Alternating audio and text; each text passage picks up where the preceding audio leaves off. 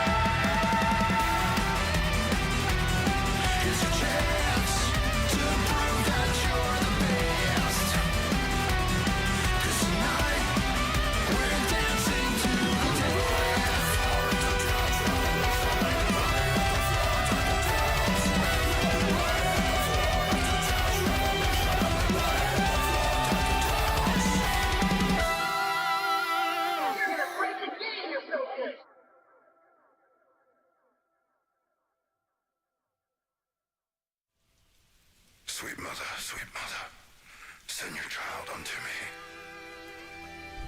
For the sins of the unworthy must be baptized in blood and fear.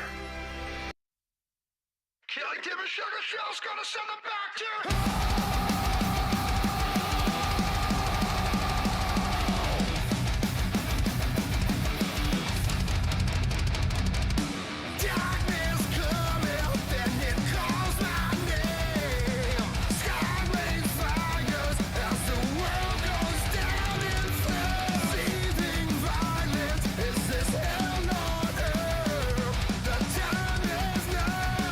It's do or die.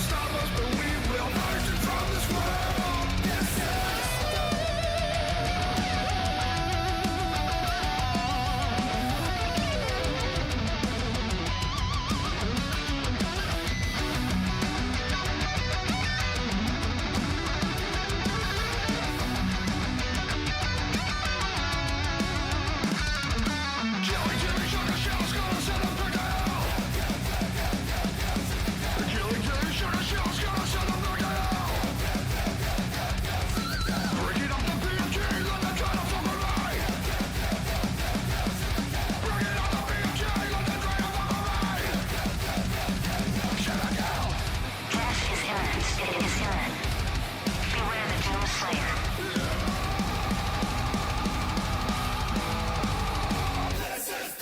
Revving up the chainsaw in battle. Answering the calls of the sorrow. Will there even be a tomorrow? It's one against the world. This is doom. Marching through this hellish upheaval. Gonna rid the world of this evil. They might try to stop us, but we will purge it from this world. Killing, sugar shells, gonna set the figure out. Killing, sugar shells, gonna set the figure out. Should I go? You're from Tucson, but you talk all fancy and Europe-like. This is the way we talk in Tucson, Arizona. Oh shit. Here we go again.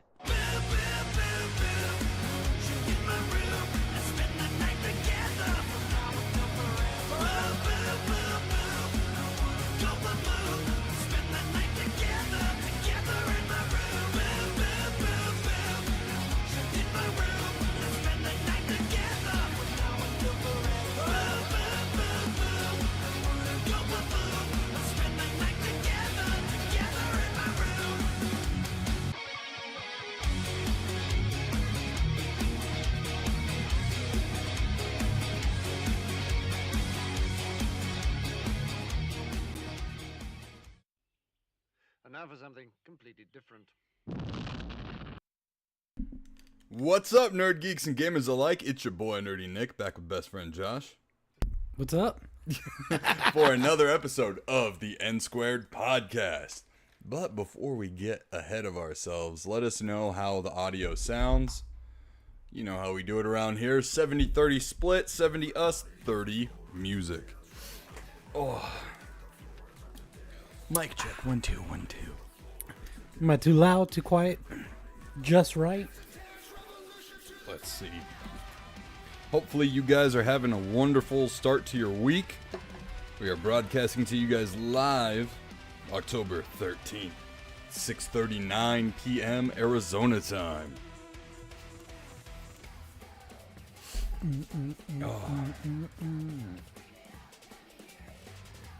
Sweet. I got it perfect the first time. Awesome. Alright guys, well before we get officially started, this show is brought to you by 4XP Gaming. That's right guys, this is a delicious gaming drink mix. What might be different from these guys versus the other guys? Well, for starters, they actually are a drink mix, not a supplement, meaning they go through FDA processing. Unlike the other guys that consider themselves to be a supplement and actually hide their, ingredients and whatnot behind proprietary blends, which means, honestly, you could have a list of ingredients and you don't know the exact amount of what is in that list. So you could be getting a whole lot of nothing and paying premium price for it. However, on the other hand, with 4XP Gaming, you've got 3 delicious flavors. Grave Walker, which is a clear gummy bear flavor and my personal favorite. Ultra Nightmare, which is watermelon, and Legendary, which is blue raspberry. Each dose has 23 milligrams of caffeine, which is great, so you're not going to get any of those, major highs, major lows. You're not going to be up all night with anxiety. You just perfectly dose it to however you feel comfortable, and you get vitamin A, B6, B12, vitamin E, and a buttload of amino acids. So, get your order in today at 4xpgaming.com and use code NSquared10 at checkout, just like our other viewers have, to get yourself 10% off your order. And guess what, guys? The more you order, the better it is for us to get you a better discount. So once again, thank you to 4XP Gaming for sponsoring this stream. And they also have little variety packs that you can test out, as each flavor with 3 packs of each flavor. Fuck yeah. Also, hubdaddystore.com. Use code mustache10 at checkout to get yourself 10% off your order of candles, mugs, coffees, and more. And we are viewer supported. So head on over to patreon.com/NSquaredPodcast. For as little as $3 a month, you can help support the show and be an NSquared Podcast show producer. And we have amazing tiers at $3, $5, and $10. each with their own variety of benefits, but each tier gets you access to the Patreon question block of the week, which is a segment within the show where we answer your questions, and they can be literally about anything. We've had some good ones. So head on over to patreon.com/NSquared podcast and become an NSquared podcast producer, just like Kev Called, Jordan, Snark, CSG TV, Jim from Drink a Beer Play a Game, Anonymous Mystery, Smash JT, Gordosteen, AJK, Alex Perez, and Bro Chachosaurus Rexes, Tristan, aka the Video Game Collector's Field Guide, and E. Parker. And special shout out and thank you to our permanent executive producers, Resvergram and Way of the Shinobi. And last but definitely not least, if you like gamer gear, right? You like representing your favorite games on your t-shirts, hats, lanyards, whatever, head on over to 86th.com and use code NSquared10.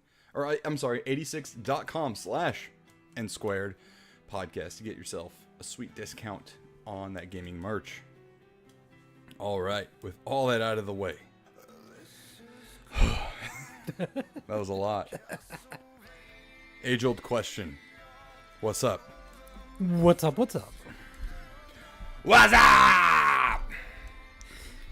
You know what I just thought of? I know it's kind of off topic, but have you ever thought of doing like Fiverr for like voiceover ratings and stuff like that? Or like advertisements, like No, I didn't know that Fiverr does that. like I mean at Fiverr you could literally just whatever you want to sell for a couple bucks. Yeah. You know, stuff like that. That's not a bad idea. Dude, you've got the voice That's for not it. a bad idea. You've got the voice for it. I should look that up. I should definitely do that. And by the way, I will be sipping on Gravewalker here tonight. So thank you for XP Gaming. Yeah, like while you were reading you weren't even reading, you were just like Spitballing off the top of your head. I'm like, this dude has the voice for like advertising and all that stuff, acting. Just do that for the time being. Build up your repertoire with that. Yeah. But yeah, other than that, been playing a lot of Borderlands, a lot of Path of Exiles, and the game that just dropped, Battlefield 6. God. Help is on the way, dear. So, I think you had posted it or something On the Discord? on the Discord, but I saw that before you posted it on Instagram, and I added it to my story, and I was like, "This is Way of the Shinobi to a T." Like, so we played a little bit today, and they were, I think, like 1 in 14 or whatever in one match, but they got like 30 revives, and I was like, "There you go, there you fucking go." Yeah, don't let that KD fool you, man. Some No. people play the game differently. Yeah. And Yo, being what's medic- going on, Gamer Games? Happy Yo. Monday, Nick, Josh, and chat. Happy Monday. Yeah, no, like, I mean, Help is on the way. It's just so fucking good. when I saw that, I immediately thought, Oh my god. because, all right, so everybody in the chat who hasn't played or, hasn't played with us at least, Nick, E. Parker, and Waze Shinobi, and I have played a lot over the weekend. And I'm the only one that doesn't play support that often. Everybody else played support heavy.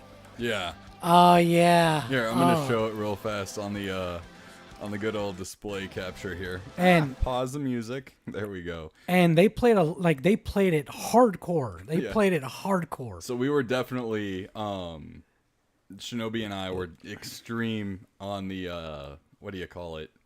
Support, which is, just being a medic. So yeah, here's the story. Help is on the way, dear. Help is on the way. It's just so stupid, but it's so funny. On the way, dear. Help is on the way. Because that's literally what it was the entire time. Oh my gosh. Yeah. Help is on the way. It's so dumb. Oh man. Yeah, we played the shit out of that game. Yeah. I mean, really, we did. We probably put in, I don't know, solid like 14 hours over the weekend. Probably. It was a lot. It was a lot. It was, there was a few things here and there that I had gripes about. Now, the thing is when I game and I get like really frustrated, I tend to curse a lot and, bitch and moan.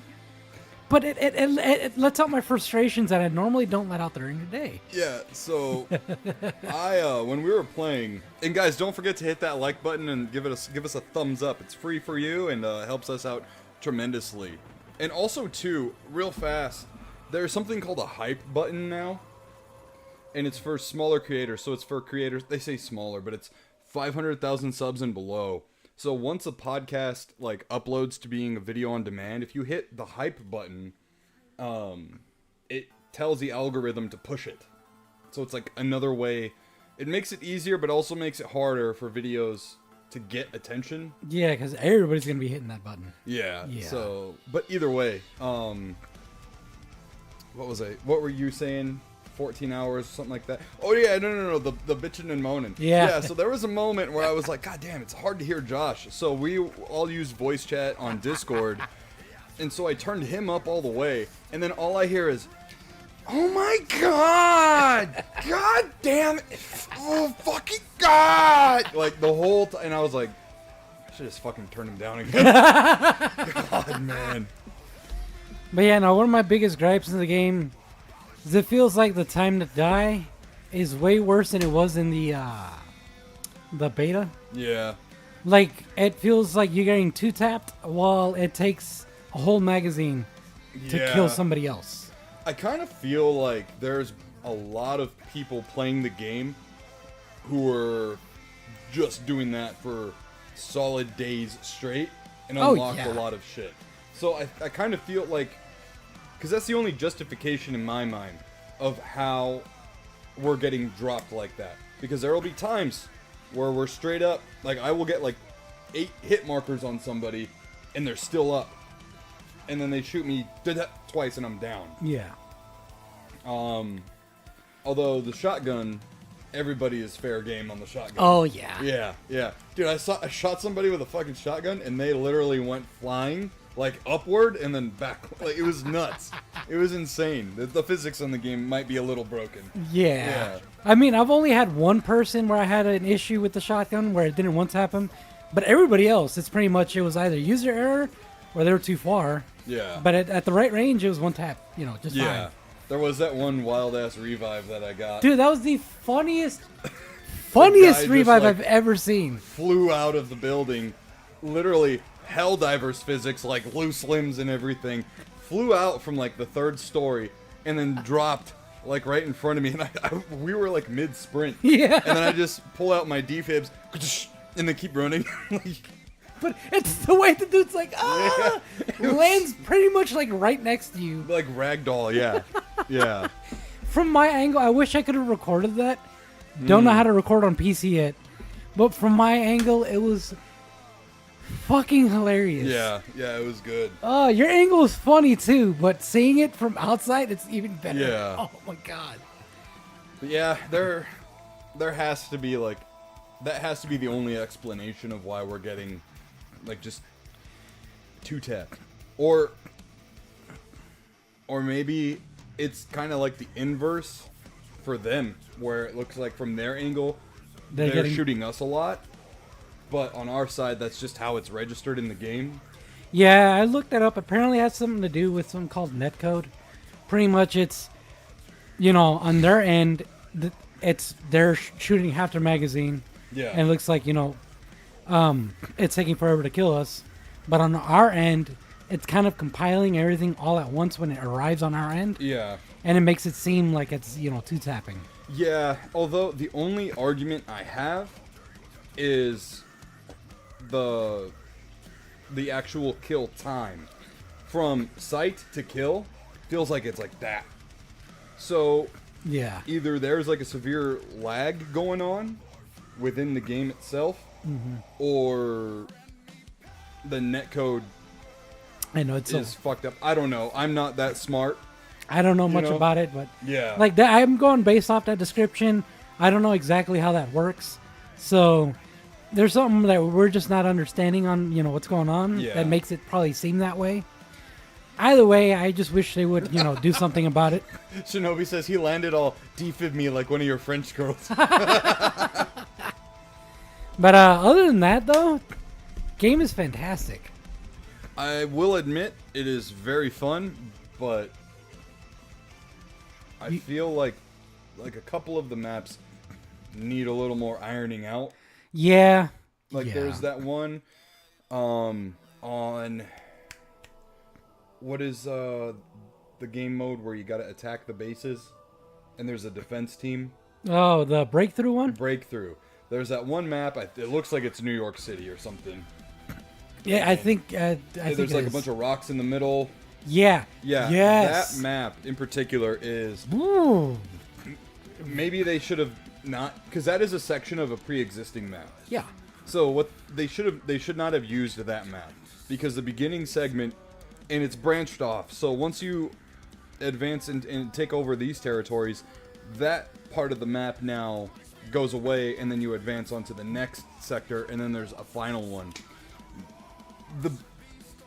That map, in the way it's set up, is for you to fail.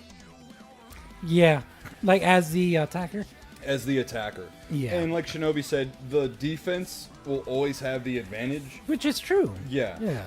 But it's like... That was like to the umpteenth degree advantage. Yes. It was beyond ridiculous. Yeah. They had like a whole bunch of different sniper points. They had most of the cover, whereas the advancing team was pretty much out in the open with a Yeah. few rocks to cover, to have as cover. Shinobi says, the game is fun, but the maps and some of the players aren't. Also, mixing medic and support was a bad call in my opinion. Yeah. Yeah, no, I agree. I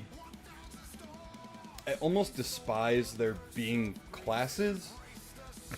I wish there was one that was just like custom class and you build it a la carte. Because unless you're an engineer, you're fucked against vehicles. Which, guys, it's Battlefield. There's tons of vehicles. Yeah, I mean, but that's how all Battlefield games have been, where they have classes. Mm-hmm. And, it's supposed to be like, jump from classes as you see fit. Yeah. The situation arises where vehicles are taking you out. All right, let me switch over to engineer, wipe them out. Just coming from somebody who's like an old school Battlefield player, I don't like the fact that you can swap out the main weapon with like if you're an engineer, you can have an LMG. Yeah. I don't like that, but I get where they're coming from. They want new players that are coming from COD to kind of have that kind of COD feeling, Right. without being overly restrained like they did it in previous Battlefields. I get it, but the whole point of classes like that is for team play, right? Yeah. So Well, maybe not so much team play on the broad spectrum, but definitely squad play. yeah, Yeah. Yeah. Because every match is set up to be squads of 3 to 4. up to like, wait, yeah, no, it's only up to 4. I don't think you can Yeah. 5 like it was before. And then your squad is an individual squad of an entire team of like 32. Yeah. I mean, I've definitely had matches in previous Battlefields where the entire team played as a team, which is super rare. Yeah. But those are the matches where, like, the other team, like, they never capture a point. Yeah. But it's super rare when that happens. Shinobi says, I agree with Josh on that, but give full customization or none. Seems weird to make it to make it do halfway. Yeah. Like, I prefer the old way, but I'm not going to bitch and moan about it just because they've finally created a really good Battlefield that doesn't feel like 2042, how that one feels, where it's like kind of cartoony in a way. It just doesn't feel like a Battlefield. Yeah. So this is my first Battlefield I ever bought. And this is the first Battlefield I've played more than like 10 minutes of. Yeah. So this is like my first experience into the franchise, like true experience. I'm really liking it, minus the gripes I have. Yeah, oh yeah. I Like, mean, earlier this afternoon, I was gonna play Helldivers, but when I was about to swap out the discs, I literally hit eject on the PS5. I was like, nah, let's put you back in. And then I played a little bit more, Yeah. you know. Yeah. So is that for you? yeah, pretty What's much up? it. Yeah. So I've been playing Helldivers, and Battlefield 6. Last week I didn't really like game all that much. I did game quite a bit over the weekend for sure. But you know, still had you know, grown up shit to do. I had to work on Saturday. Ideally I would have streamed Friday, like during the day, but I had to remodel a bathroom. So yeah, did Battlefild 6 pretty much all weekend. I don't think I touched Hell. No, I did for a little bit, but then crashed. So yeah, Battlefield 6 is pretty fucking fun. Trying to think of anything else that we didn't already touch on the Battlefield right now. I mean, Oh, people who are medics that for some reason choose to be a medic but not revive anyone suck. yeah, You know? it's because it's probably newer players. Because, well, you know what? It's not even just newer players. This has always been a thing with Battlefield. Mm-hmm. Even some of the older Battlefields, there's always medics that just don't do the medic thing. Yeah. And it's because they want to use that specific weapon that class has and then ignore everything else. Yeah. Gamer Games says, got to get a new PC or console for me to play Battlefield 6, unfortunately. I would like to try it out. They also ask, did you beat Splatterhouse? No. I am on the very last boss fight. And, holy shit, is it hard. It's very hard. So I will probably end up streaming that sometime this week and beat it finally. I love the game. It's so much fun. Like, there are some things that I wish they did a little bit better. Of course, this game is from, you know, almost 2 decades ago now at this point. But, like, it's a fun game, and it's very slept on. I don't know how much it's going for right now, but I can't imagine it's that expensive. Let me see here. But yeah, the final boss fight is fucking ridiculous. It reminds me of Resident Evil 4, where you have to defend Ashley. Oh, yeah. Ooh, that's a rough portion of that game. Ooh. Yeah, so the final boss fight has this, like, giant fucking beast coming at you. I think it's a beast. I don't remember what it is. But it's a giant fucking monster thing. And you're getting stormed with a bunch of, like, enemies just coming at you. And your girlfriend is on the, on a sacrificial table behind you. And you have to, she has a health bar. And you have to defend her until the big monster thing comes up to you, and then it'll change to the second phase of the boss fight. I've gotten so close to the second phase, but you just get overwhelmed, and some of the enemies are just real damage sponges. God. So, it's very hard. It's very hard. Let me see how much Splatterhouse goes for. While you're Splatterhouse. looking that up, it says, Way it's showing me says, have you done the standard multiplayer yet? What do you mean by standard multiplayer? Just like team deathmatch or something? Is that what you mean? And then Gamer Game says, nice, Splatterhouse is great. Holy shit, it's actually kind of expensive. For the PS3, it's $70 if you get it complete. And on the Xbox 360, it's $51.99 complete. Wow. I have both. So it looks like the most the 360 ever went for was $64.61. It's dipped down, but it's on its way back up. That's crazy. And right now, damn, at one point in May of 2021, Splatterhouse on the PS3 went for 102. And now it's at 70. Damn. I wonder how much that Deadpool game is going for still. Wait, Shinobi says people are picking support because they can have infinite ammo / extra health from the class ability, smoke grenades, and the revive. Assault has stun grenades and a ladder, super lame. So you can change out the grenades on Assault to a frag grenade. I don't know if you can get the smoke. That's another thing I don't understand, is because in previous games all classes could use all grenades. I don't know why they have That's limitations on that. Limits you. Yeah, Hey, did any Battlefield ever have Semtex? no. Ah, okay. The frag grenades, like, their blast radius is fucking tiny. Yeah, it's always been like that, unfortunately. Yeah, they're like, Yeah. I literally threw a frag maybe about 5 feet away from somebody, and it didn't do any damage to them. Yeah, you have to be super accurate with them. Yeah. Yeah, I know. Yeah. And the fuse time is like pretty fucking long. It's like I think it was like 4 seconds, Yeah. which I thought the average should be 3, but I could be wrong. Yeah, I don't Yeah, know. lengthy fuse time. Yeah, but the smoke grenades are definitely more useful in this game than any other. I'll tell you right now. In real combat, use smoke like a motherfucker. Yeah. Yeah, the smoke grenades, I will say, dude, like, they are a super thick Dude, in the way. fog. Dude, massive improvement on the smoke grenades compared to previous Battlefields. Back then, it was enough to cover like maybe 2 people with smoke grenade, but wow. you could kind of still see silhouettes a little bit. But this one, it's like a huge cloud. It's great.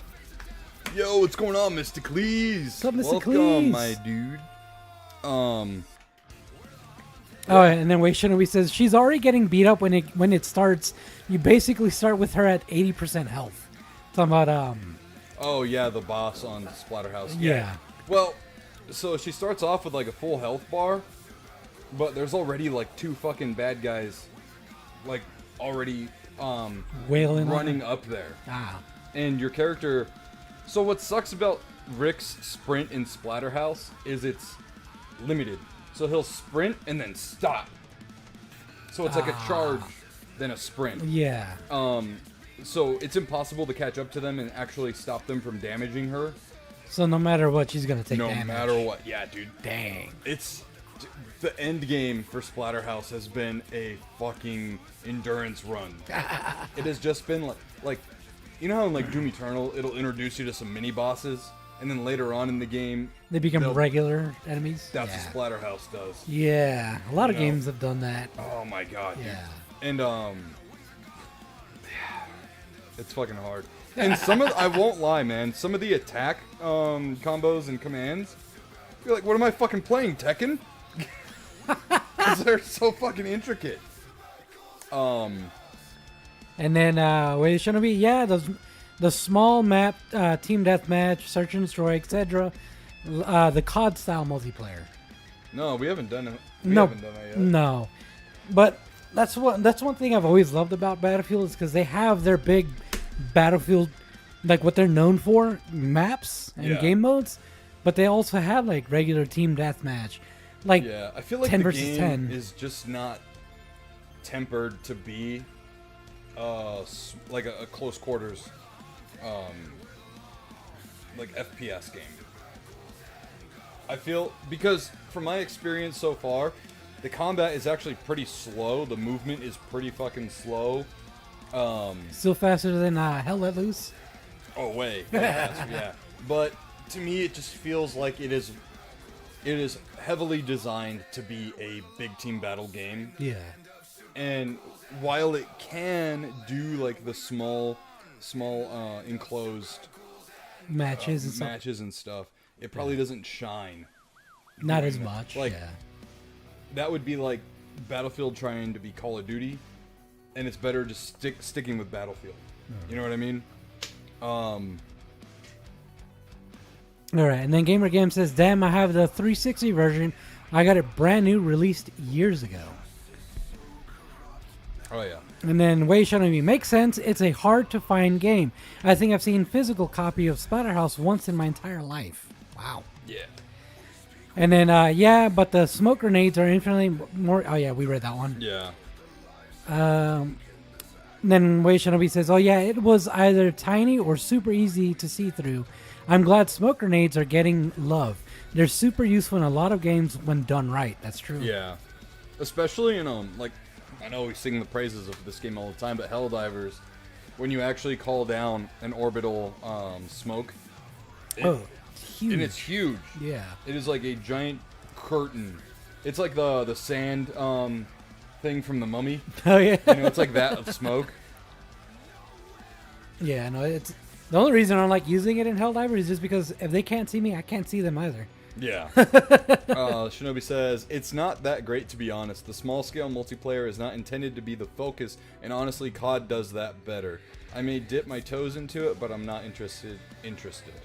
Oh, that's fair. Yeah, same. I wouldn't... I've always seen it because it's on the playlist right there, right? So, like, it's right in the beginning of all the game modes you can do, the standard ones anyways, and it's right there, and I'm like, Conquest. Yeah. You know? Although one we should definitely give a try. This is one thing. This is another gripe of mine. Is the menus are kind of weird. Oh, kinda? Yeah. Kinda. The UI in that game is atrocious. Yeah. The other thing is, like, they do have a mode that's large-scale battles, but without vehicles. Without vehicles? Yes. Not gonna lie, even though I hate getting fucking spotted by a tank, it makes it what it is. Yeah, I know. And honestly, like, as much as I hate that one sniper ridge level, hearing the jets just fly right Oh, over you and stuff, it is a very theatrical game. Dude, the sound design, they nailed it. Mm-hmm. The helicopters, as much as I hate those fuckers, sound amazing too. Yeah. Dude, yeah. The chain gun on the helicopter. Oh, it's it is menacing. like, yeah. The one thing that I had mentioned earlier during the weekend when we were playing is just how kind of like, and Shinobi said it better than I did, but to the point I was making, when you die, it is like intense. Yeah. When you get shot, it almost like is a jump scare. You know? Like every bullet has a very harsh impact. Yeah, it's Both- very like visceral and Both visually and audibly. like Yeah. you almost feel it. Yeah. You know? The vehicles add a lot to the atmosphere, and I think they're not frustrating enough to be worth playing without. Yeah. Although there are times where I'm just like, fucking tank!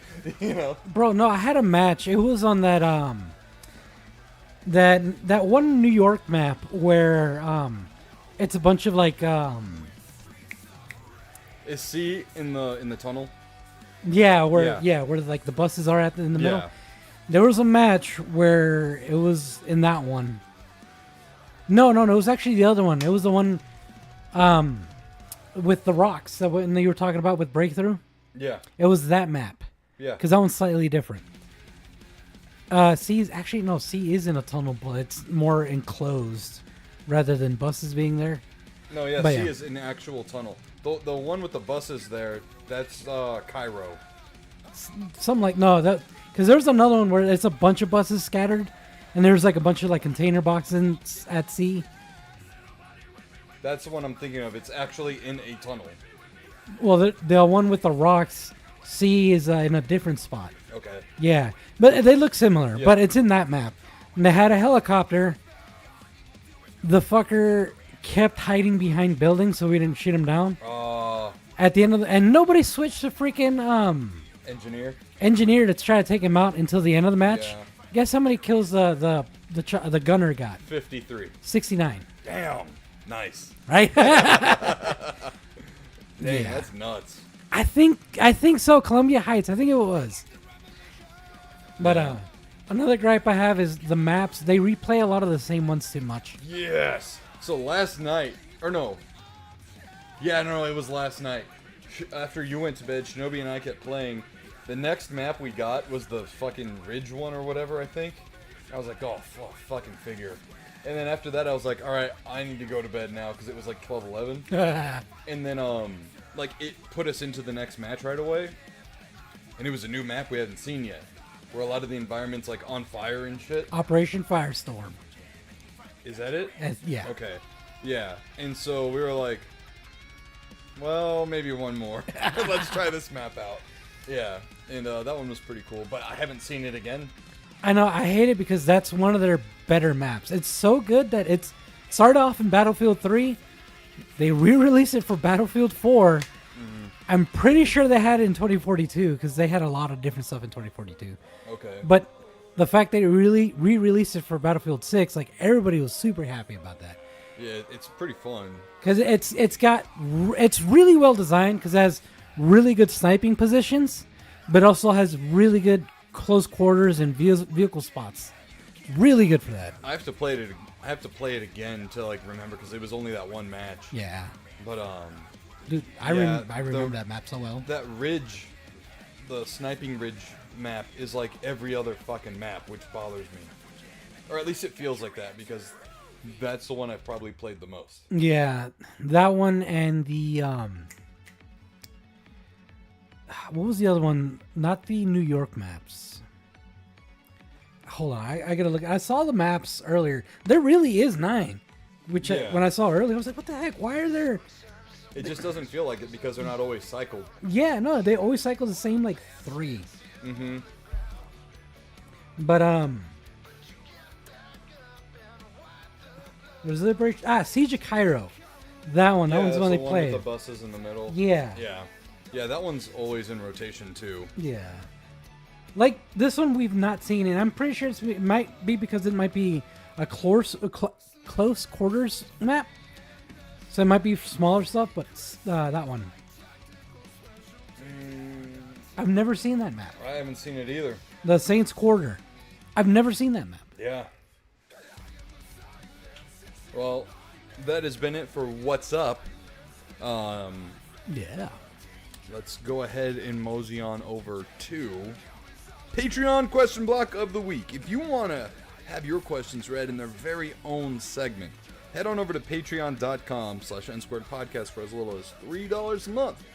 You can help support our show directly and partake in the Patreon question block of the week.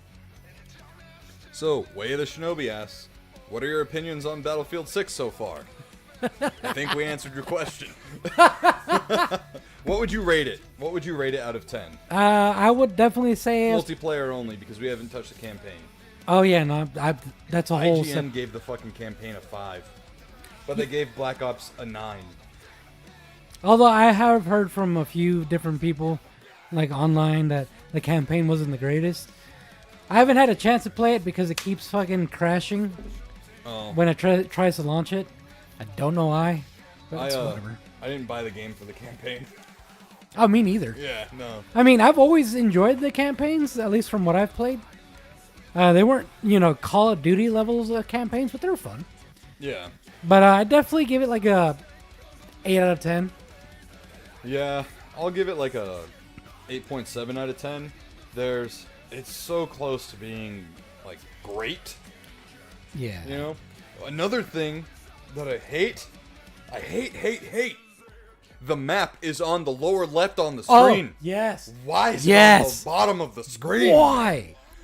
It needs to be top left. At the very least, top left. I don't care what side it's on, but it needs to be on the top.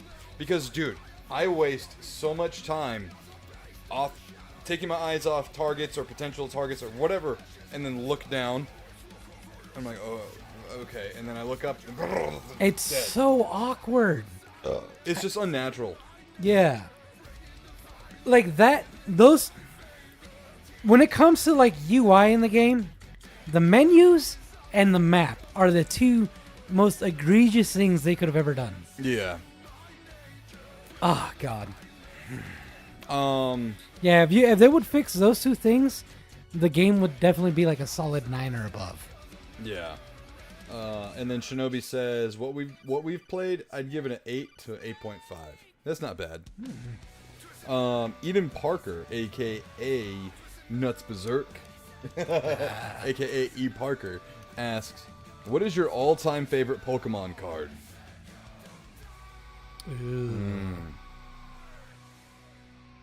It's a little harder That's for a me. fucking loaded question. Well, it's a little harder for me because I didn't play enough Pokemon back then. Yeah, I know he's probably asking from a like analytical standpoint rather than just like, which card do you think looks the coolest? You know, for me it'd probably have to be Giovanni's Nidoking. Yeah, I used that card all the time in my playing days. Let me see if I can pull it up. Yeah, no, so while you pull that up, I'm going to read the chat real quick. Waze Shinobi says, more maps, better UI, and HUD. And restructure the classes for a dedicated medic class and LMG class, and it'd be a 10 for me. Yeah, no, the assault used to be the medic, and I feel like that used to be, like, that was better. Like, they should have stuck with that. I don't know why they changed it. So, here's my favorite card. Ooh. It is Giovanni's Nidoking. Does it say when it came out? I don't know. Right here it says 2000. It came out in the year 2000. Wow. I still have this, as a matter of fact. And this was one of my first Pokemon that was 120 HP. But this attack was great. Tumbling attack. Flip a coin. If heads, this attack does 40 damage plus 30 more damage. If tails, this attack does 40 damage. So, back in the day before Pokemon cards did, 150 damage for a normal attack. Yeah. Taking off 70 off your opponent could literally be killing. That's game changing. Or knocking out their Pokemon. Yeah. You know? Or if they have a Charizard, that's just about half of its HP in one attack. Yeah. You know? Intimidate was also... Yeah, so this card was just... It was really good. So, Intimidate says, if the defending Pokemon's maximum HP is 50 or less, it can't attack Giovanni's Nidoking during your opponent's next turn. Bro, that's pretty much... You bring it out. If anything survives it, it can't attack anymore. Yeah. That's crazy.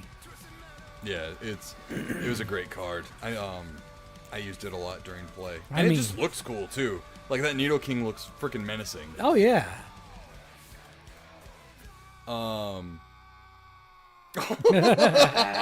Nuts Berserk, aka Parker, just said, damn, bro, I just joined in. No, yeah, so anyways, like I was saying, this is my favorite card, Parker, is Giovanni's Nidoking. I used this card all the fucking time back in my playing days in the OG Pokemon League, when it was still run by Wizards of the Coast.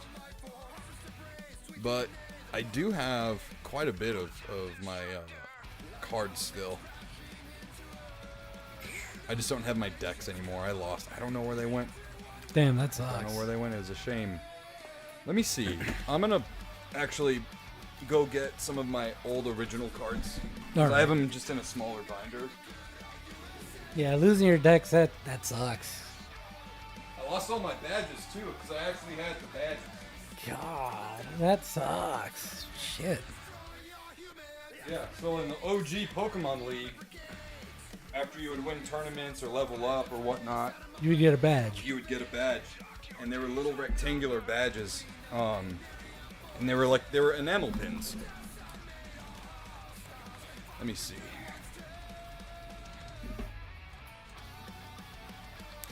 But yeah, just to answer the question, because mine's going to be a basic bitch answer.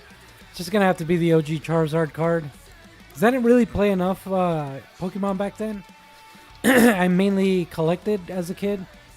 And that was just more so because we were just like, alright, my card's stronger here, so I win. It was just like that, you know?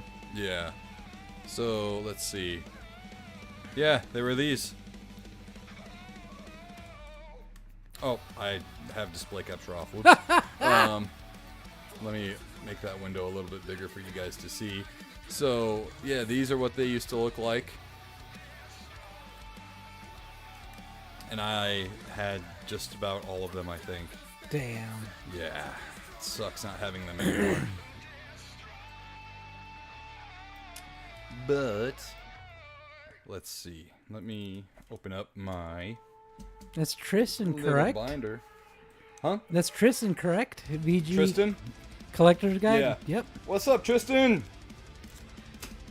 Well, Tristan has appeared. I'm pretty sure they're in this binder. You know what's hilarious? I probably have some cards in here that are worth a lot of money that I have no idea about because I don't collect for that reason. But, yeah, I've never looked up value on my cards before. Good, don't, because a lot of them are going to disappoint you. I'm sure. I'm sure. So, here we go. Here's some of my older cards. So, I've got a very minty Ancient Mew. That was a promo from the Pokemon movie. I've got the Entei promo card as well. This one right here, Misty Seadra. Let's see if Tiny will focus on it. Oh, Tiny just turned off. Tiny, wake up! How do I turn it on again? I don't know, but Hi, Tiny. Hold on.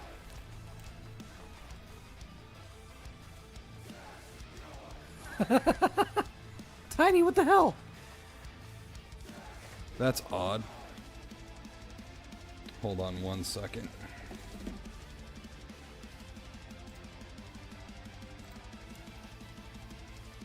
That's weird. It just went to sleep all of a sudden. Tiny couldn't handle the awesome cards. Come on, focus, bro. So under, there we go. Under the tail it says pre-release. So I won this card as a prize from winning a tournament back in my early Pokemon days.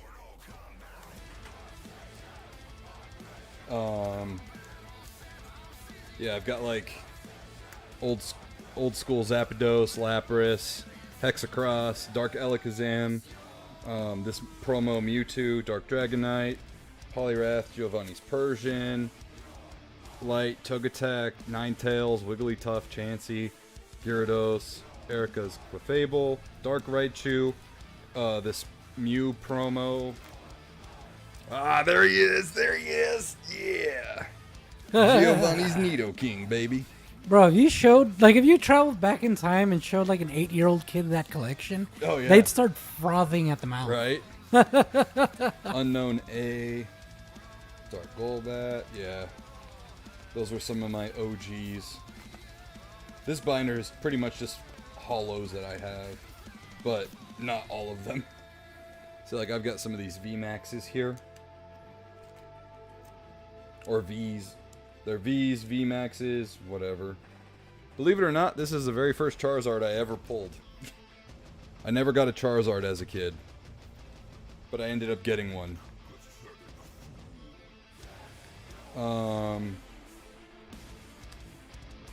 Yeah. I got a rainbow one here, which is pretty cool.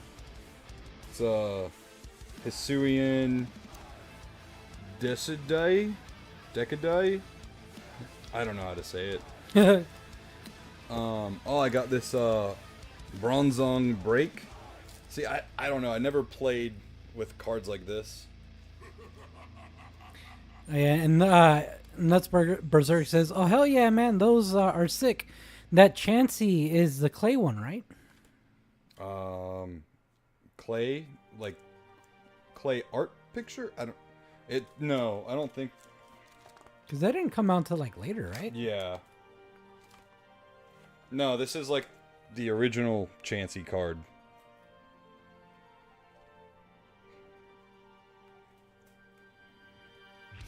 Yeah.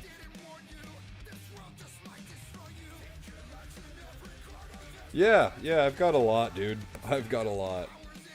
This is a fraction, a very small fraction of my Pokemon card collection. Yeah, I'll have to do a video on this sometime, because there's a lot. I even got like the Detective Pikachu promo cards.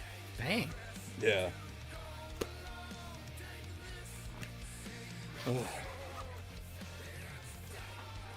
And what about you, Josh?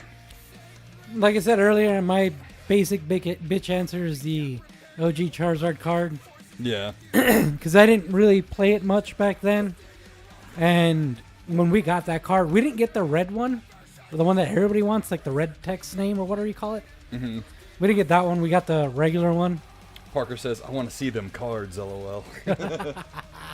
Yeah, no, there's a lot. But yeah. And I think that's it for the Patreon question block of the week. We do have some Patreons in the chat right now. If you guys haven't submitted a question and you want to right now, feel free. Otherwise, we'll be moving on from that topic and on to pickups. Also, our Patreon subscribers, something we keep forgetting about. Don't forget about topic takeovers. Yeah, no, I mentioned that on Patreon. If you guys want to, if you're on the tier of Topic Takeover or Brachiosaurus Rex, which would be 5-minute call-ins, take advantage of that. Mm-hmm. Yeah, so we'll just start off with pickups. I think last week I showed the comics I picked up. Yeah. So number one is this new chair. Fucking sweet. This chair actually reclines, and it's got like a footrest that comes out from here, which the camera's not really picking up, but that's fine. It's got a fancy footrest that slides in and out, and it reclines like all the way back. I got this chair because the other chair that I was using, it's very old. And this is a Patreon funded chair, so to each and every one of you guys, thank you very much. Like I said, anything that we get from Patreon goes right back into the show, and this chair will serve me very well. Let me see here. Do the recline feature. This is great. And then with the footrest out, it's just like, oh, I could sleep here. All right. And then, of course, Battlefield 6. Picked that up. Let's see. Let's get some more music going. Oh, yeah. You want me to get that big one right there? Oh, yeah. You can just stand back there and hold it up. Yeah. So, along with getting Battlefield 6, as a pre-order bonus, I got this giant freaking banner from GameStop. And it's pretty great. It's actually got the rings inside, too, so you can just hang it up without damaging the cloth. Yeah, this thing's huge. It is a giant freaking flag, banner, whatever it is. It's awesome. That's like the main loading screen for the game. And then, so I made my way over to Shinobi's place to finally pick up my birthday gifts from June. Dude, that's so long ago. Yeah, so let's start off with the bags there. Alright, so we'll go with the big one first. Alright. So Shinobi absolutely fucking spoiled me, dirty rotten. Let's start off with the littlest thing first. It's a really funny sticker. It says, "Terminate the Terminids." This is a very heavy Helldivers load here. So what's funny is I see this shirt on my fucking algorithm all the time. Oh, really? Yeah, but I've never said to anyone I want it.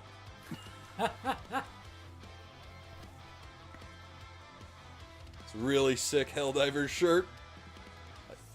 Definitely needs like a black light, you know. You see it?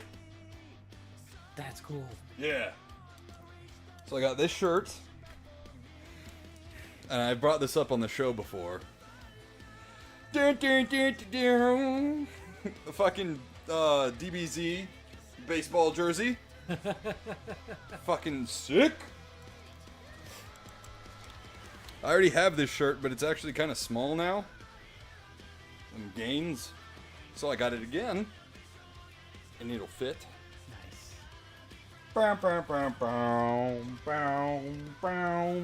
This is probably one of my most favorite shirts ever, just because it combines two of my favorite things. Helldivers and Doom. That's pretty cool. Fucking sick. And then, to top it off with the jerseys, Oh, a Frieza jersey. nice. And this thing's sick. And then, I'm telling you, frickin' spoiled, dirty, rotten over here. This sick-ass Goku statue from Bandai Namco. This thing's got some weight to it, too. Let's see. Banpresto Dragon Ball series. Grandista Son Goku. Whoop. Whoop. Get in the fucking bag. If only you guys could see what happened. Yeah. So, that's bag one. There's three. Again, fucking spoiled, dirty, fucking rotten. With some pretty cool stuff. Some very fucking cool shit, man, I gotta say. There was a point very early on when I was opening up the bags where I was just like, are you fucking kidding me? It keeps going? What? And there was also a point too where I was like, why did you do this? What? Like, this is too much? It's funny because like, it was one night where you had gotten off, and Yeah. me and Shinobi were still playing a little bit. Shinobi's like, man, this dude needs to come get his stuff, because Shinobi was afraid you'd end up getting the stuff eventually, the same things. Right. And then Shinobi was like, yeah, no, and the thing is, like, I like to spoil my friends, so I went all out. I was like, Yeah. So here's bag number two. All right.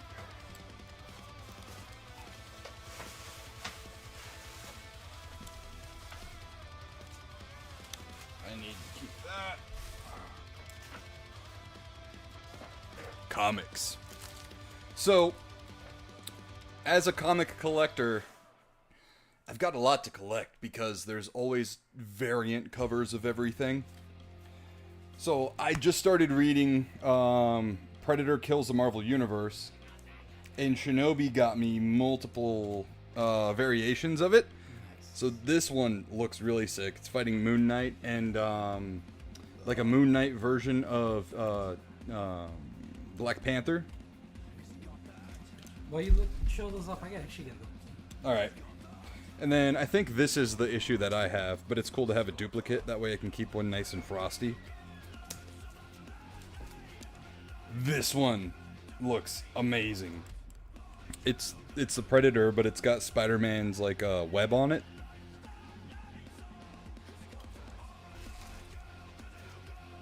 This one is also very badass. And these are all variants of issue number 1. And then I also, over the summer, read through Predator vs. Spider-Man, but I didn't really go, like, I just got the base issues, except for issue number 1. I did get the variant of that, which is a holographic front cover, but I really like this one. This one's really fucking cool. So this is Predator vs. Spider-Man. So, like, again, I have this issue already, but it's nice to have one that's not been, like, flipped through and whatnot. Another variation here. What issue is this? 3? So variant of issue number 3. Another issue number 3. This one's cool because this one actually depicts the Predator that they fight in Predator versus Spider-Man. He's like a rogue. What are they called? Bad Blood. Like they're dishonorable. And he looks a little different than the other ones do.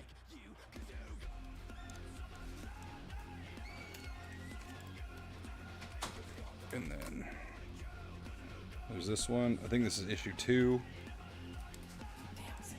And then another variant of issue number 1. Which this one's really cool too. And I had a hard time debating on when I actually got issue number 1. I was like, I don't know which one to get. I ended up going with the holographic one, but I really liked this art style more. And then a game. Hello, and I actually don't have this. This is Venom and Spider-Man Separation Anxiety for the Sega Genesis. I've never played it before, and I'm really stoked to see how it is. I do have not PS1. I have a Spider-Man game for the Sega Genesis. I think it's just called Spider-Man, and it's based off of the 94 show. And this one's actually CIB too. It's got the manual and the game. And then this really cool, I think it's called this is lenticular, right? Is that what it's called? I've never even heard the word lenticular. It's a sticker that changes. That's dope, though. This one's, is it Vegito? Or good? No. Gogeta is the other one where they fuse, I think. Vegito is the one with the Potaro rings. Is that the Potaro rings? Yeah. One? Then that should be Vegito. Yeah. Watch us both be wrong. And then I need to get with Shinobi because we have a device to use as a stream deck. See, if I had that set up, I wouldn't even have to do that with my mouth. Oh. Alright. And then last, but certainly not least. Ah, I was right. Lenticular. Gamer Game says that game is hard. Well, I like to play difficult games for some reason, so. One of the coolest gifts I've ever received, and this goes hard because I am, of course, a Helldivers bro to the death. An award certificate. Super Earth Armed Forces Department of Galactic Defense Headquarters, Galactic Sector Command. Award of the Cape of Valor to Hell Commander Nerdy Nick for extraordinary heroism at the Battle of Malevelon Creek. And then it goes on to describe, the battle and everything and all my efforts and whatnot. This is fucking amazing. This is like something you frame, you know what I mean? And it comes in like this nice fucking folder and everything too.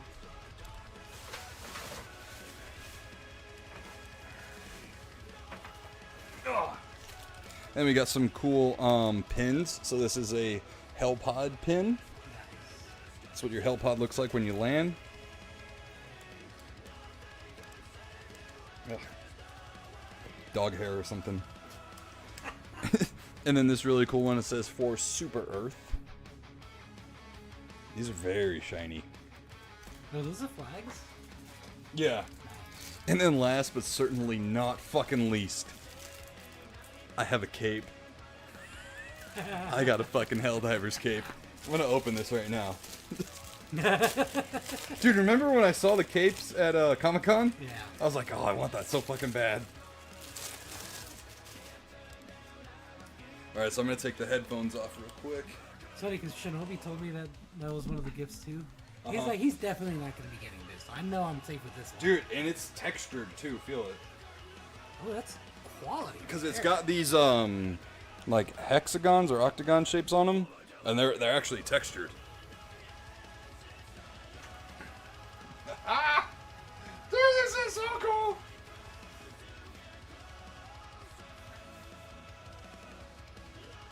It's my cape.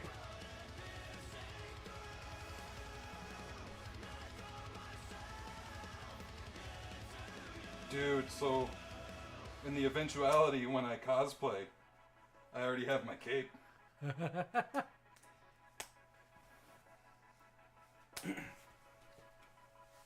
Bam, bam, bam, bam, bam, bam. Oh, my leg!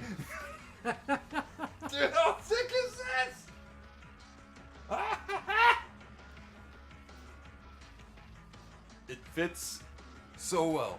I was afraid that it was gonna be like too long, but it's literally right to my heels. Yeah. And then with shoes on, Yeah. you don't have to worry about anything. Yeah. Dude, this is sick. Which one is this? I forgot the name of it. I have it, yeah. I just don't remember what it is. Oh, I wonder if it says it on the bag. Fallen Heroes Vengeance Cape. Must have been... I don't remember what Warbond it's from. I'll look it up.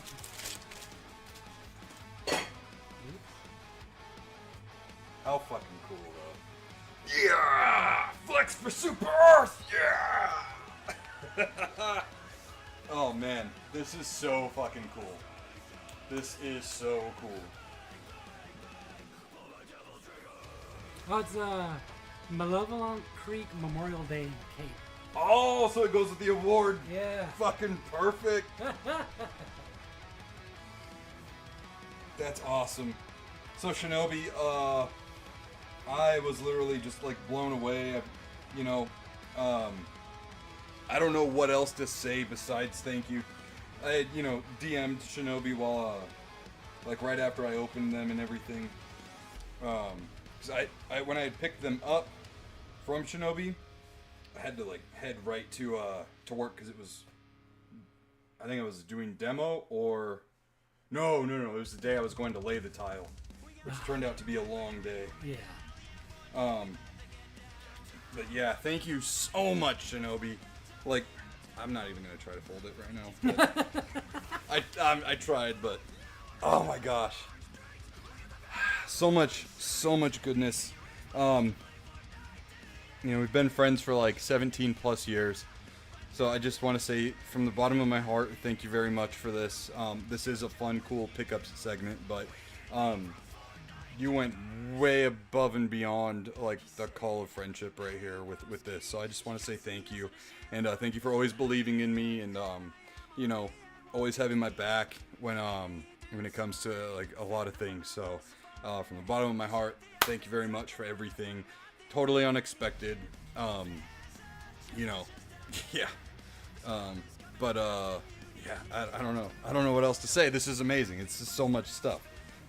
And it's literally everything that like I've been kind of eyeing or wanted to get, but I was like, no. Because this year, I haven't really been shopping a lot for myself, trying to live beneath my means. So yeah, the fucking cape is so cool. I'm gonna be playing it. You know what I need now? I need to get a fucking helmet. No, right? So when I play, I can just have my cape. Could you imagine, like, Brittany walking in here and I'm standing up, my cape, my helmet, controller in hand, and a cape on? Oh, man. Look at Shinobi. What? Wait, Shinobi's like, love you, buddy. Josh is alright, too. Oh, yeah, I love you too, man. This is just... yeah, beyond anything I would have ever expected. I love this Terminid sticker. It's so funny. Oh. Alright. Tristan says, not all heroes wear capes. Wait.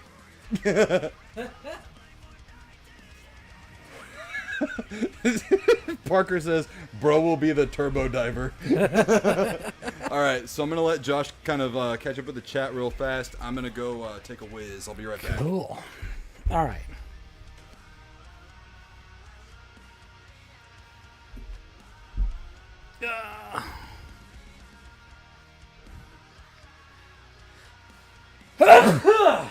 Sorry about that. Alright. Let's catch up from way back there. I have no idea what to even do with mine. It's sick, though. Shit, I don't know. Well, we were talking about that at that point. We talked about a lot of things. Oops. And then Wei Shinobi says, hey, man, I live far as fuck from him, and he's a busy man. Yeah, that's true. Gamer Game says, oh, that is sweet. Wei Shinobi, I didn't even think of how cool it would look under a black light. Right? That shirt would be super cool under a black light. Gamer Games, such a sweetheart way.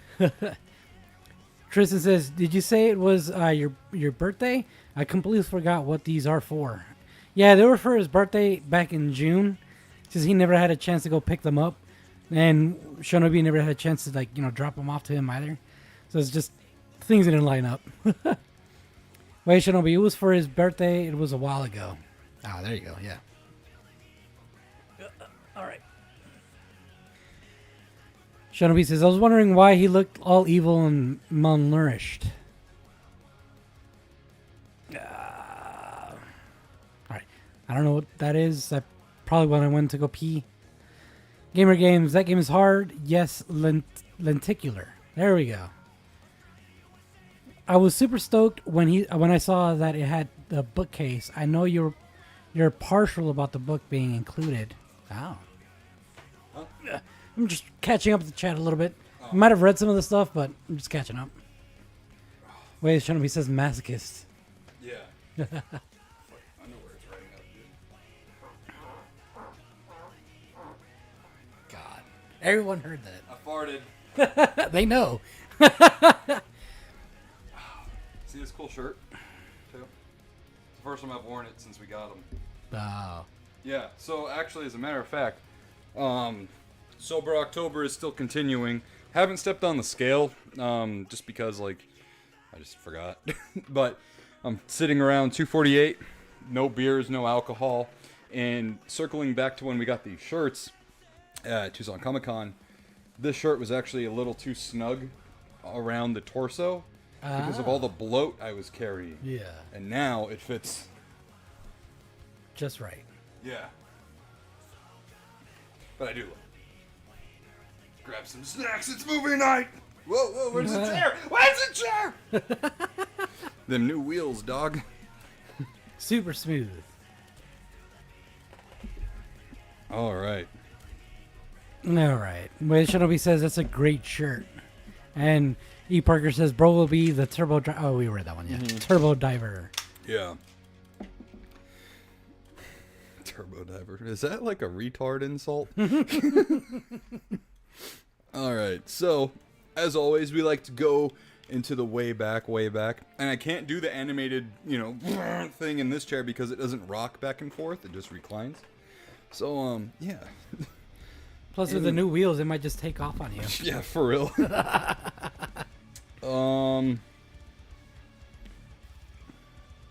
So, let's take a look at what happened this week in the history books. The Nightmare Before Christmas was released 32 years ago today. Wow. Yeah. I was 2. I wasn't born yet. Yeah, no, you weren't alive. Jeez. Yeah. A Nightmare Before Christmas is obviously a staple in both Christmas and Halloween film culture. I am kind of tired of the movie. I mean, you see it. I've seen it so many times. You've seen it every year, pretty much. Yeah. Who hasn't? We also took Evelyn, I think it was 2 Halloweens ago, to see it for its 30th. Yeah, it was its 30th anniversary at the movie theaters. So it was a cool experience, to see it on the big screen. And the theater was packed, But that was a fun time. Wait, and I just thought about it. I was a few months old when it came out. For some reason, I thought I wasn't even 30. Yeah. And also, it is not directed by Tim Burton. Common misconception. Yeah, who? I always forget who actually directed it. Let me see. Hey Siri, who directed The Nightmare Before Christmas? Henry Selick. He also did James and the Giant Peach, which checks. Yeah. I Know What You Did Last Summer was released on October 17th, 1997. Wow, I haven't heard that movie title in a minute.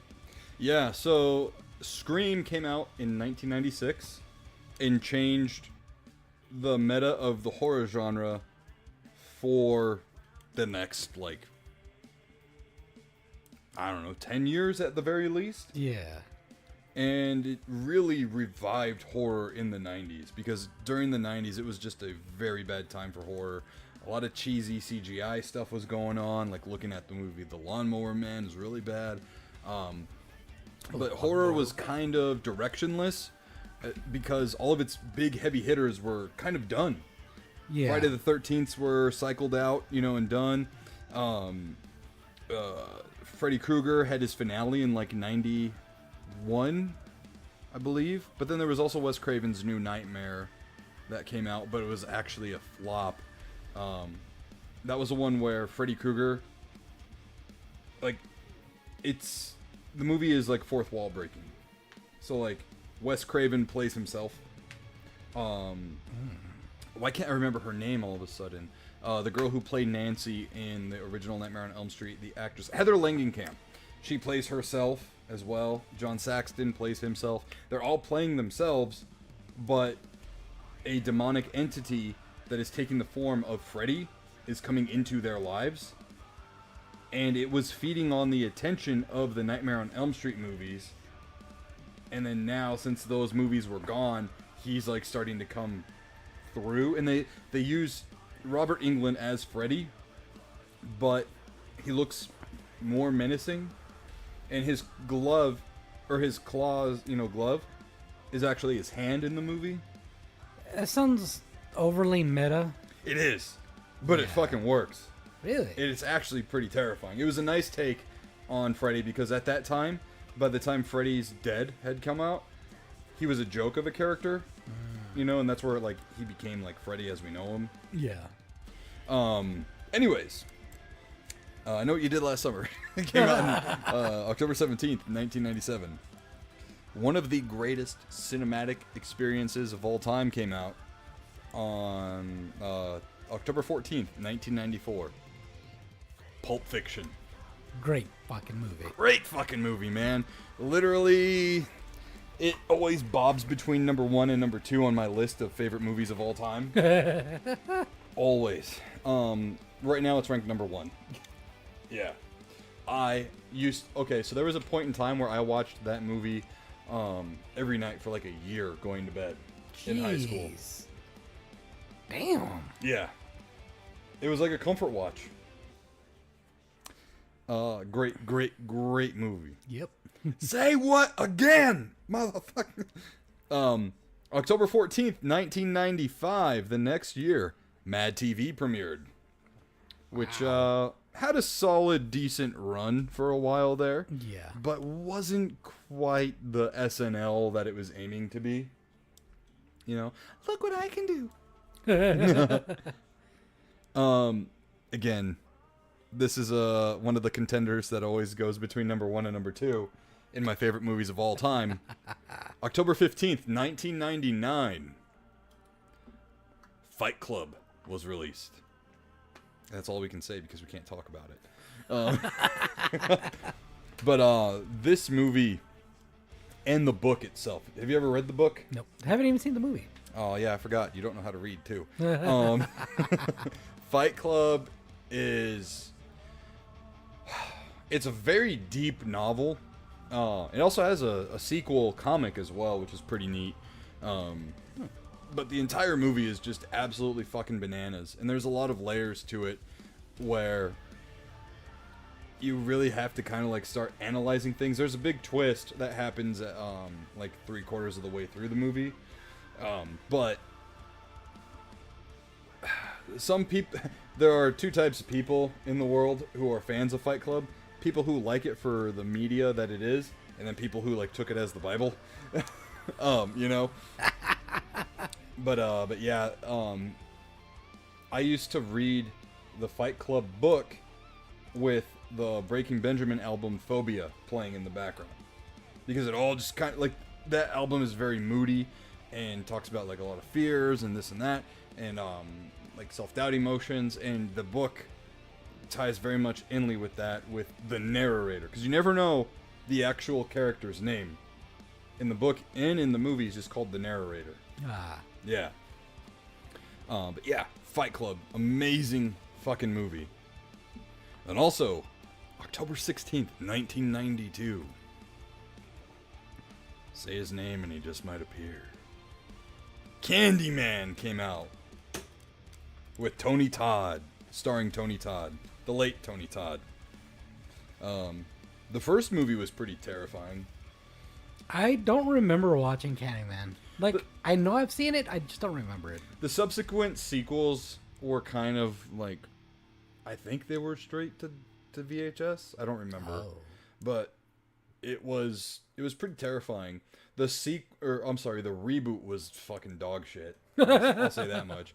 I never got more mad watching a movie than when I was watching that movie. Yeah. It was that bad, huh? It was that bad. Cult classic The Usual Suspects was released on October 19th, 1995, starring Benicio del Toro, Kevin Spacey, Stephen Baldwin, and others. This absolute banger of a classic, Halloween Town, was released October 17th, 1998. It's one of those movies that it was fun when I first watched it, but like the millionth time I've seen it, I'm like, all right, I'm done with this movie. Can we stop? Try having kids. I know. I can't imagine. Yeah. Yeah. It certainly was something to experience it for the millionth time. So yeah, that actually is the, Wayback Machine there. Hopefully it ignited some memories there of things that you liked that you might have forgotten you liked. Or get you onto something new, Josh. Watch Fight Club. Shinobi says, I actually really like the 2021 Candyman film. For my example, I rented it from Redbox, right? RIP, R.I.P. Right. I returned it same day. I was like, I'm fucking done with this. Fucking hated it. Let's see. Go back a little bit. Yeah. The Snark one. Good choice. Goodfellas will always be number 1 on my list, but Pulp Fiction might be in the top 10. I have the Fight Club book, says Gamer Games. Yeah, I used to have it. I need to get a new copy. Snark says, I was going to mention the comic sequel. I do have issue number 1. Ooh, nice. You know what sucks is it's out of print now and you can't find it anywhere. Damn. Yeah. I saw the movie first and read the book years later, though. Yeah, same. Chuck Palahniuk is a crazy-ass author. Though in the comic he does have a name, Sebastian. Oh, wow, that's interesting. Wow. You were talking Splatterhouse and I missed it, says Dire51. Sorry, Rob. Sorry, my guy. I don't know if you caught on the stream, but Dire51, his name's Rob. He actually had a hand in the 2010 Splatterhouse game. Really? Yeah, and he's actually got an entire website dedicated to Splatterhouse and the preservation of the games and all that stuff. Oh, yeah, we talked about that, I think, last week, maybe? Yeah, because I think I had mentioned that he had popped up in one of the streams. Yeah. Gamer Game says, first Candyman was good. The first death is brutal. Yeah. Let's go. I never go through an October without watching Halloween Town. Yeah. The first one's pretty good. Some of the sequels are just like, woof. Yeah. Paddington Bear also made his trip from Peru to London and was found by the Brown family at Paddington Station on this day in 1958. Oh my gosh. Wow, thanks for that factoid there, Shinobi. All right. Let's go ahead and talk some fucking wrestling for a minute here. Actually, I'm gonna grab a root beer before we get that. I had my good boy hydration with 4XP. Do a little 4XP drop. Do I do what? Mention 4XP on Oh, 4XP. Yeah, it tastes really good. Yeah, so That's buy why it. That's why I do the advertising. Yep, pretty much. Fucking Ricky Bobby over here. If you don't chew Big Red, well, fuck you. Yeah, 4xpgaming.com. Use code NSquared at checkout. And now we're moving on to Mug Zero. I'm a Mug guy. I don't really care for Barks too much. A&W is a good second. But Mug is right up there. And dude, they got the fucking best logo too. That dog with that mug. You get that foamy dog and in you. shit. Dude. You got that dog in you. Got that dog in me. We got Rob. Oh, nice, Rob. I'm back. Just streamed a little TG16 Splatterhouse for a test stream. Actually, That's Nice. awesome. Anonymous. That's TurboGrafx 16 okay. gaming console. Yeah. All right, so let's go ahead and talk some wrestling here, guys. So we all know about the Fed, right? The big company that everyone knows. It's ubiquitous. When you mention pro wrestling, everyone says what? WWE. Yeah. Yeah. Because the F isn't there anymore. They said to get the F out. Stupid. So, WrestleMania will be in Vegas next year. It'll be WrestleMania 42. They're running it back. I think it was in Vegas this year, too. So, there's been a lot to say about WWE's ticket prices recently. They've just continued to go up and get higher and higher, and it's not really a family-friendly event anymore. What do you mean by that? Because in order to take a family to go to see like a SmackDown, Raw, they don't do house shows anymore, which sucks. Oh yeah, I remember we talked about that a while back. So to go, it would be several $100s just to attend now. So there was a lot of ridiculous. discourse about that, and AEW had come out and said, you know, like, we will always be a family event, you know, like, we will never charge this or that for the prices, so on and so forth, right? So there's been a lot of discourse on ticket prices, especially because WWE is owned by Endeavor, which is the parent company to not Zuffa, that was old UFC, TKO. Yeah. TKO is like the umbrella that's over UFC and WWE. Yeah. So it's a big corporate structure now, right? So back in the day, and this is something I will give Vince kudos for, he always kept ticket prices reasonable because he won families. It's the core audience, you know? Their main demographic that they try to aim for is the younger viewer. Nowadays, who's leaving? Oh, Gamer Games. Have a good night, guys. Time for gaming. Might be back later. Hey, dude. Have a good one. Thank you for joining. Buenos noches. Yeah. So, anyways. Them ticket prices be a little fucking redonkulous. It was just announced and revealed by PWI Insider. The ticket prices for WrestleMania 42 in Vegas next year, not including Ticketmaster fees. Section A on the floor, $8,998. What the fuck? Section B on the floor, $3,868. What the fuck? Section R101, $2,200. 100 level, $1,495 to $1,000. I'm sorry. The 100 level goes as follows: $1,495, $1,303, and $1,174. The 200 level, $1,303 to $1,174. The 300 level, $1,174. The 400 level, $854. Bro, they are sucking the largest penises right now. What the fuck are they thinking?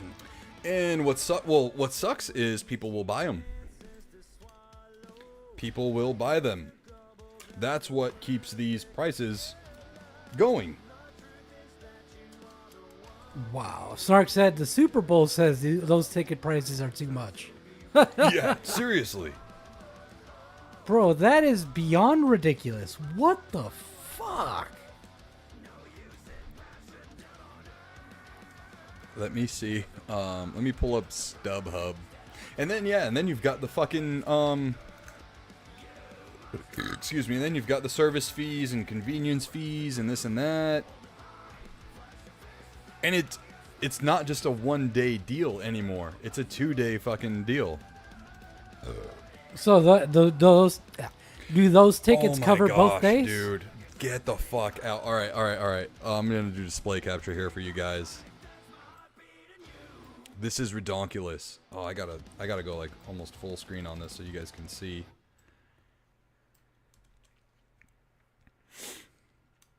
So, this is the entrance tunnel right here. And they'll come around. And then there's the ring in the middle. Right here. Hard cam side. Which is the side that's televised. Well, normally it would be televised, but when they do WrestleMania, they do a good job at getting all the angles. $5,234 for what's available from StubHub right now. These are fucking nosebleeds. $790. Bro, Oh, better hurry up. There's only 6 left at $935 all the way at the tippity top. Get the fuck out of here, man. they are out of their minds. Oh my gosh. So up here behind the entrance tunnel, $7,347. So you can see like ants perform in the middle. Get the fuck out of here, man. Let's see.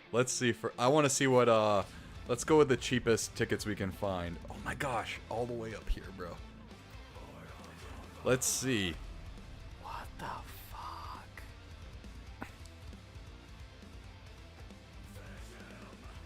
I want to know what the fucking... Oh my god, you're almost at the top of the arena! Get the fuck out of here! What are the fees? What are the fees? I want to know the fees. Oh, it says... Okay, so $673 including all fees. Bro, and you're all the way up there. Like, where's the nearest restroom? You know what I mean? Bro, Look how far you are! there's very few times in my life where I've legitimately been left speechless. This is probably the top, like the number one moment in my life where I'm like, what the fuck? Yeah. Wow. Get the fuck out of here, man. Get the fuck out of here. Get the F out. Dude, that's horrendous. Oh my gosh. What the fuck? Let's see what Ticketmaster's like, because you know they compound the fees too. Oh, yeah. Oh my gosh.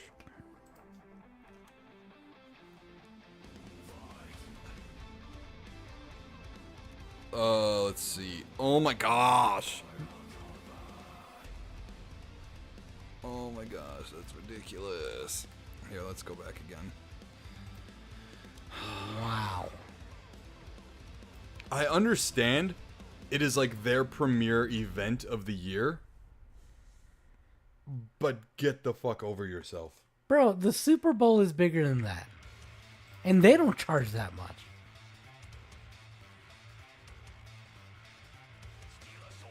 Price includes fees before taxes or if applicable. God, what are the... Do they get taxed?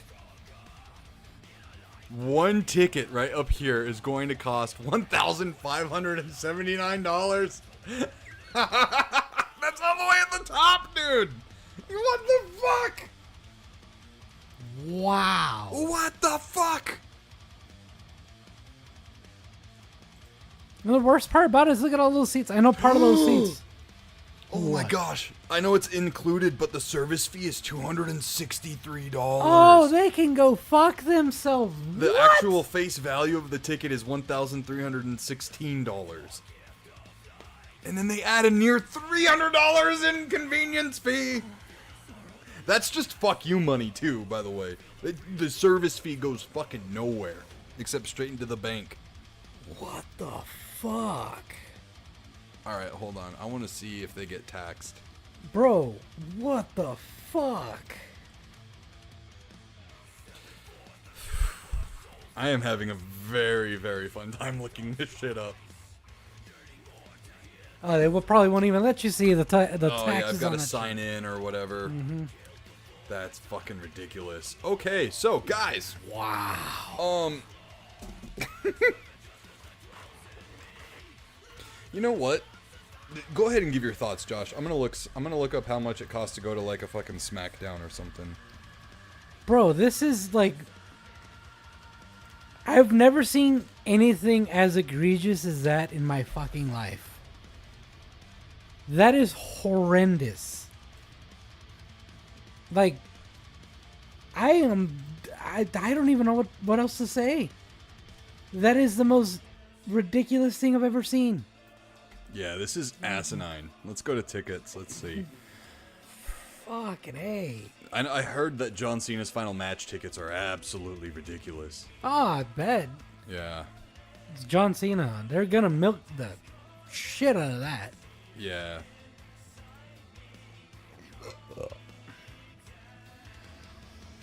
If their fucking website would actually work, thank you. Dude, yeah, no, that Complete the form. Oh my gosh. Okay. They're not even for sale yet. Okay. All right. Wade Shinobi says WWE now. How do we make the most amount of money in the least amount of time? WWE under Vince. How do I make sure this makes money forever? Yeah. Yeah. So Friday Night SmackDown is actually going to be here, well, in Tempe, October 24th. So let's see the tickets.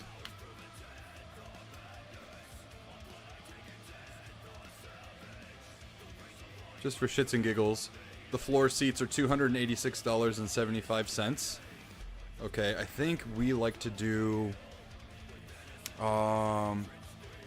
Okay, so this is where the camera is. So they normally block off like at least this section for the camera. Oh, I need to realize. I didn't realize that I need to do this. So this section is where they normally set up the camera. So normally this is always blacked out. But usually these are open, so I wonder why these aren't available. Where is this coming? Mullet Arena, Tempe. Huh. $149 for up there, which would be like decent seats. I think when we went to SmackDown last time, it was like right up here. Ooh! Damn! $149. What about up here? Standing room only. $81.90 to fucking stand up. Bro, I would pay them $2 and that's max. To stand up. Yeah, no. $81.90. What is this devil deck? Oh, this must be like ASU's like basketball stadium or something. Standing room only. Why is that 93.60 up there? But these are... What? So it goes from $81.90 standing room only up top to $149 standing. Get the fuck out of here. Alright, so say I go, right? And I take Evelyn and Brittany with me. What's up, baby? No. Yes.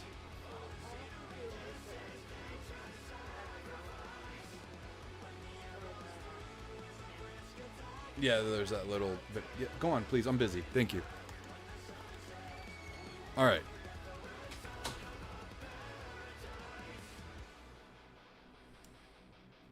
So, let's see.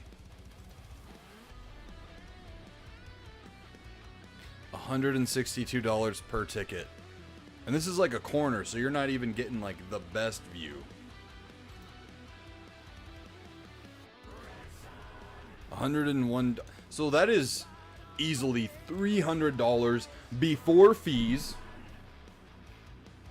before paying for parking, before getting anything from the concession stand. Which is a concession, I'm pretty sure it's going to be like quadruple the price you can get anywhere else. Unfortunately, they're not doing this at the talking stick, which is where AEW was, because the owner had changed up the concession prices to like be cheap, Really? like $5 for hot dogs and stuff like that. Yeah. What? Yeah. Get the fuck out of here. Bro, yeah, no, they are And this out is of just- their minds. This is just for fucking SmackDown. It's not even that good of a show. God dang, bro.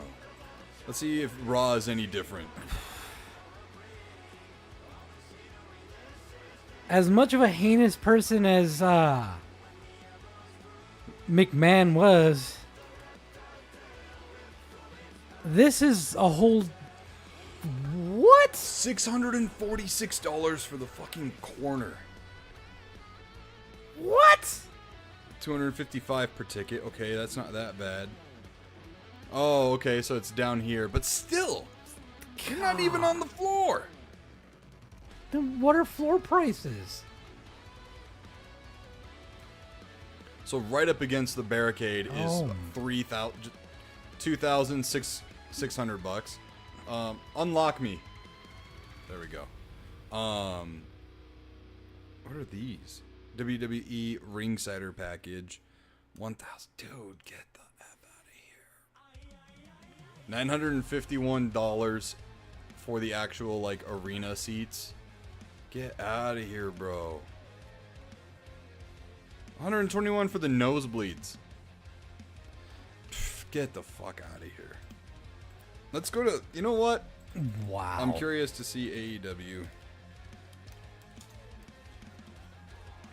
So let's go ahead and catch up with the chat, Josh. All right, we're gonna have to go up a little bit. Hold on, you know what? Let me pull it up on here because it's gonna take a second to go up Okay. while you're scrolling. Events.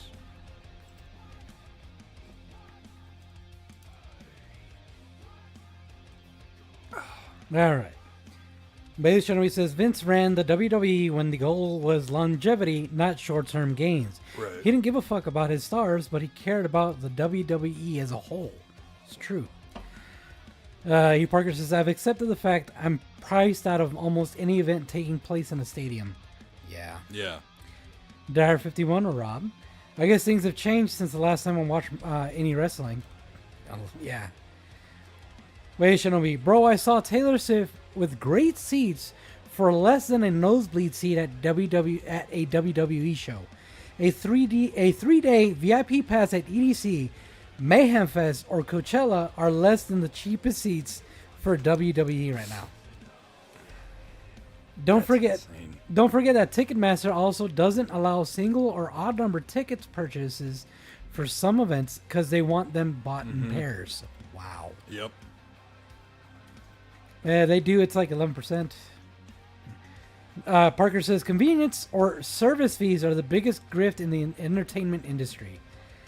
And then Wei Shinobi says they're about to become illegal. The government is currently suing Ticketmaster over a variety of things. One of them being service fees, the other being the resale system they allow to happen. Yeah, I know. I'm not like a fan of the artist by any means, but the artist named Youngblood, he actually is starting like his own kind of like festival thing, away from Ticketmaster and other like ticket source providers like that. Yeah. And the tickets are like very, very, very low price, and you're gonna see like him and a lot of big other named musicians, bands, and stuff. Oh, wow. Because I think it's called Bloodfest or something like that. But yeah, So he's doing it for the fans pretty much. yeah. Yeah, that's nice. That's cool. Are you all caught up or no? There's a few more. Okay, go ahead. Hey Parker, is that still happening? I knew Lena Khan had proposed fighting them, but obviously she got booted with the administration change. Wait, Shinobi says it's legit happening. The suit was filed in March. Oh, good, says E. Parker. But it says I would pay that if it wasn't nosebleeds. If it was seats like last time, when I would be like, okay, maybe. I mean, seats like last time were okay. Those were where we were was like standard seats. Britt says, I paid around $200 when we went for your birthday, and it was good seats. That was before the sale happened.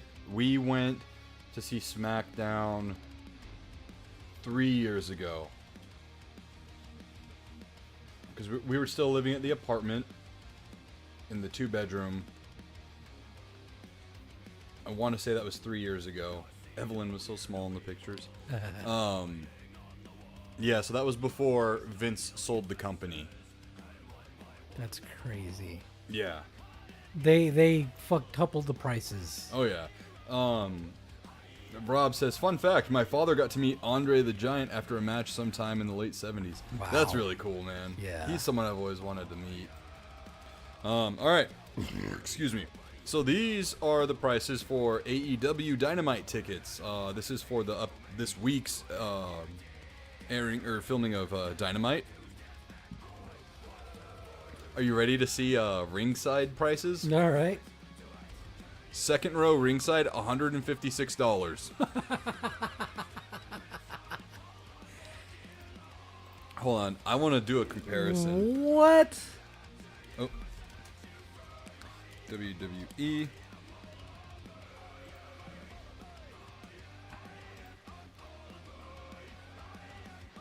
Those prices are vastly different. Yeah.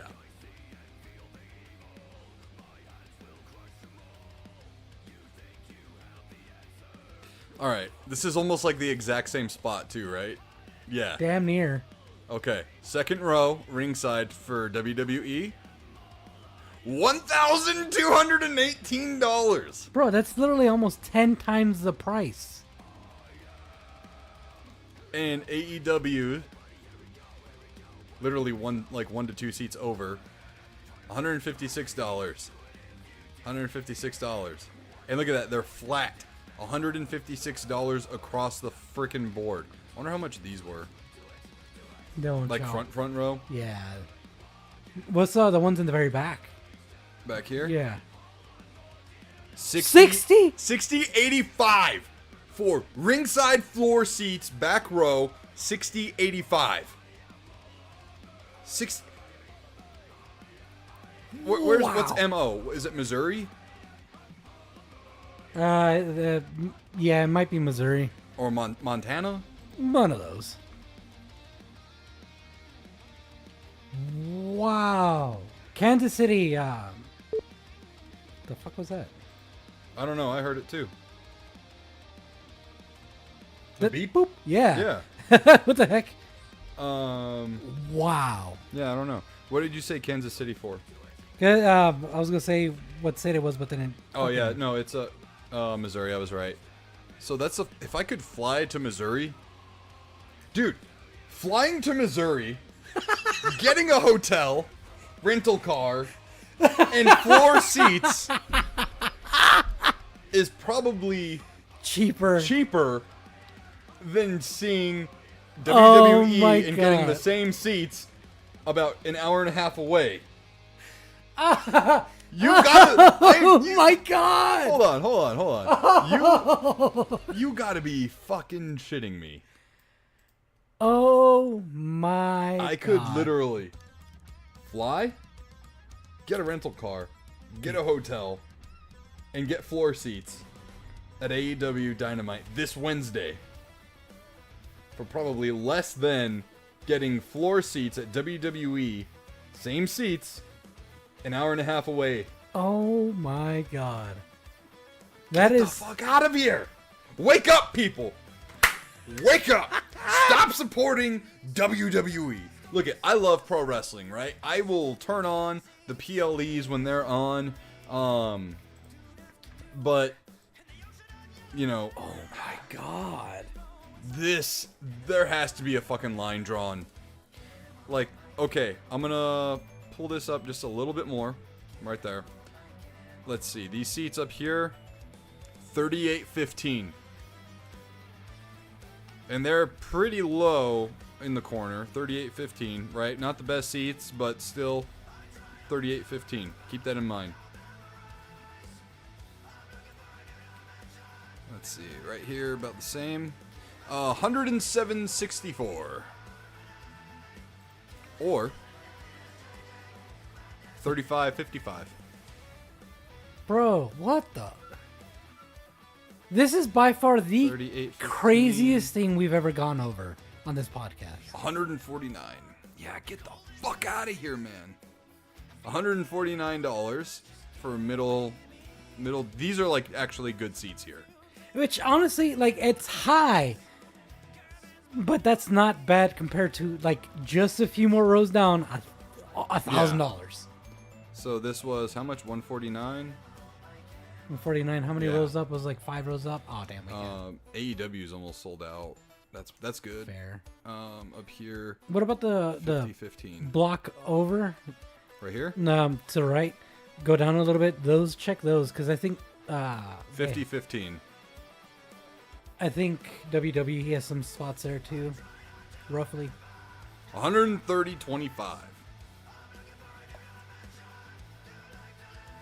That's almost the cost of 3 tickets for AEW. I don't know how WWE packs these arenas, man. I don't know either. Like, what do fucking people do for a living? Because I thought the country was kind of in hard times right now. Look, no judgment, right? But like, $60.85 to be seated near the entrance ramp. Let's see in comparison.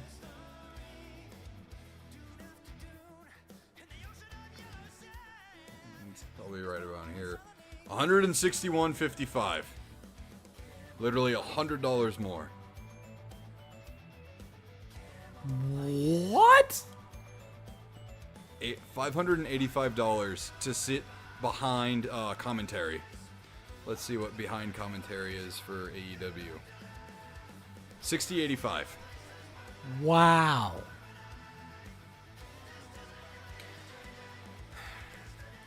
I am blown the fuck away, man. I don't know how Yeah. WWE is doing this. That's a fucking understatement, man. What the fuck? I don't get it, dude. Chat. Yeah, hey, if anyone knows where all this money is coming from, hit me up. Thanks. Says Parker. Bro, what in the fuck? All right, let's look at Wrestle Dream. This is a pay-per-view for AEW.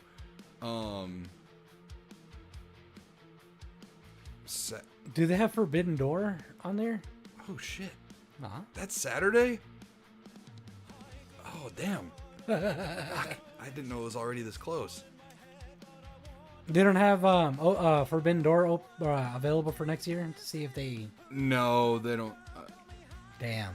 Oh, Blood and Guts. I wish I could go see one of those. Yeah, because what would their WrestleMania like equal be? All in. But that already happened.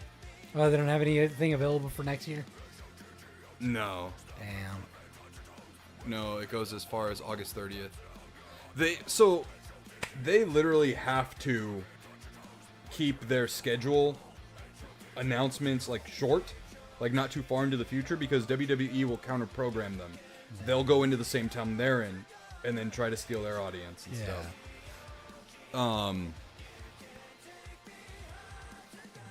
December 27th. Oh, February. Here we go. All in London. On sale to be announced. Yeah. Grand Slam Australia. Yeah. So let's see. Yeah, let's go with the one that you wanted to check. You know what? Actually, let's do Full Gear. Yeah, that's another. Full big Gear one. is another big one. Yeah. Probably bigger than Wrestle Dream. Catch up with the chat real Yeah. fast. The Ticketmaster has the power they have because they own Live Nation, who has a huge monopoly on venues and forces most places to sell through them. They don't allow it at the door. At the door ticket sales for some. That said Shinobi. Snark says that sounds like the prices I saw when I went to the Dynamite premiere back in 09. Oh, not 09. In 19. Yeah. Yeah. So, I mean, they haven't really changed their pricings much at all. Rob says gotta take off, but hit me up over on Discord so I can discuss what Tristan mentioned to you. Yeah, for sure, man. Will do. Have a good night, Rob. Have a good night. Shinobi says you get a better show for less money, and WWE wonders why AEW is gobbling up the fan base like a hungry hippo. Exactly. Britt says, "Oh, I just saw on your screen how you can get tickets to Cena's last match. I wonder that those are going for those are going for is." So, I want to say I saw something announced that they were going to be like thousands of dollars. The ringside, I think, was like $8,000 or something like. It was insane. God, it was insane. All right, so this is AEW presents Full Gear. This will be from the Prudential Center in Newark, New Jersey. This is one of their premier pay-per-views. Let's see. Oh, hold on.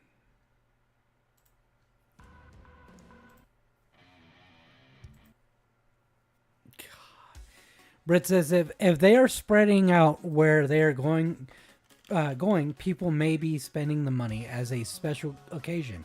Only way I can think of people are trying to pay for it. Yeah, it would be like us, how we're saving up to go to Disneyland next year. But it's like, really? That's... I don't know, man. I don't know. All right, so... these pink ones, from what I understand, are certified resale tickets. So they're going to differ completely than what the blue ones are. Yeah. So let's see. This is ringside, second row for a pay-per-view event.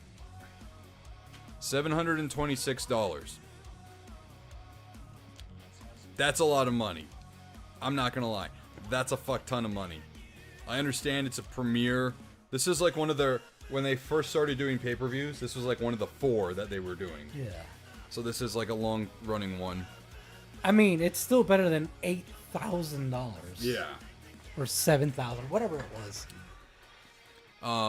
Let's see. Back row, 566. Let's see.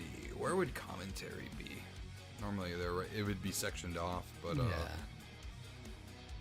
632. There's a lot of resale here. There's a lot of scalpers out. Yeah. All right, let's see for what is available like up here. Again, these are like premium seats. They're actually sold. They're selling a lot. yeah, wow. $358. It's a lot, but reasonable, Yeah. which I And gotta this really is pee. this is the camera side, so this is hard cam. Oh, So that's where you're going to be visible. yeah, that's where, of course I get it. Up here, 98.25. So you could literally have a decent aisled seat, and you're still not all the way up at the top either, because you have the second bowl. I think these are the bowl seats, is what they're called. I don't remember. So I could get a ticket for $98.25 to be at a pay-per-view. That's not bad. These seats up here are probably dirt cheap. Yeah, $59.85. I wouldn't want to sit all the way up here though. $98. What does that say? VIP party deck? What? VIP party deck, $238. I mean, that sounds pretty fucking premium to me, and that's not that bad. What's up here? 59. Yeah, I mean, an AEW pay-per-view, while still expensive, is miles cheaper than a WWE pay-per-view. Let's see. To be fair, I will go ahead and pull up a, let's do Survivor Series. Do they have... Oh, they're doing Halloween Havoc over here? Oh, this is NXT, though. Survivor Series. This is a big-time WWE pay-per-view, or PLE as they call them now.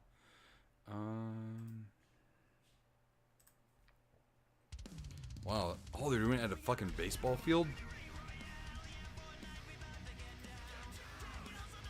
So this will be at Petco Park in San Diego. God dang.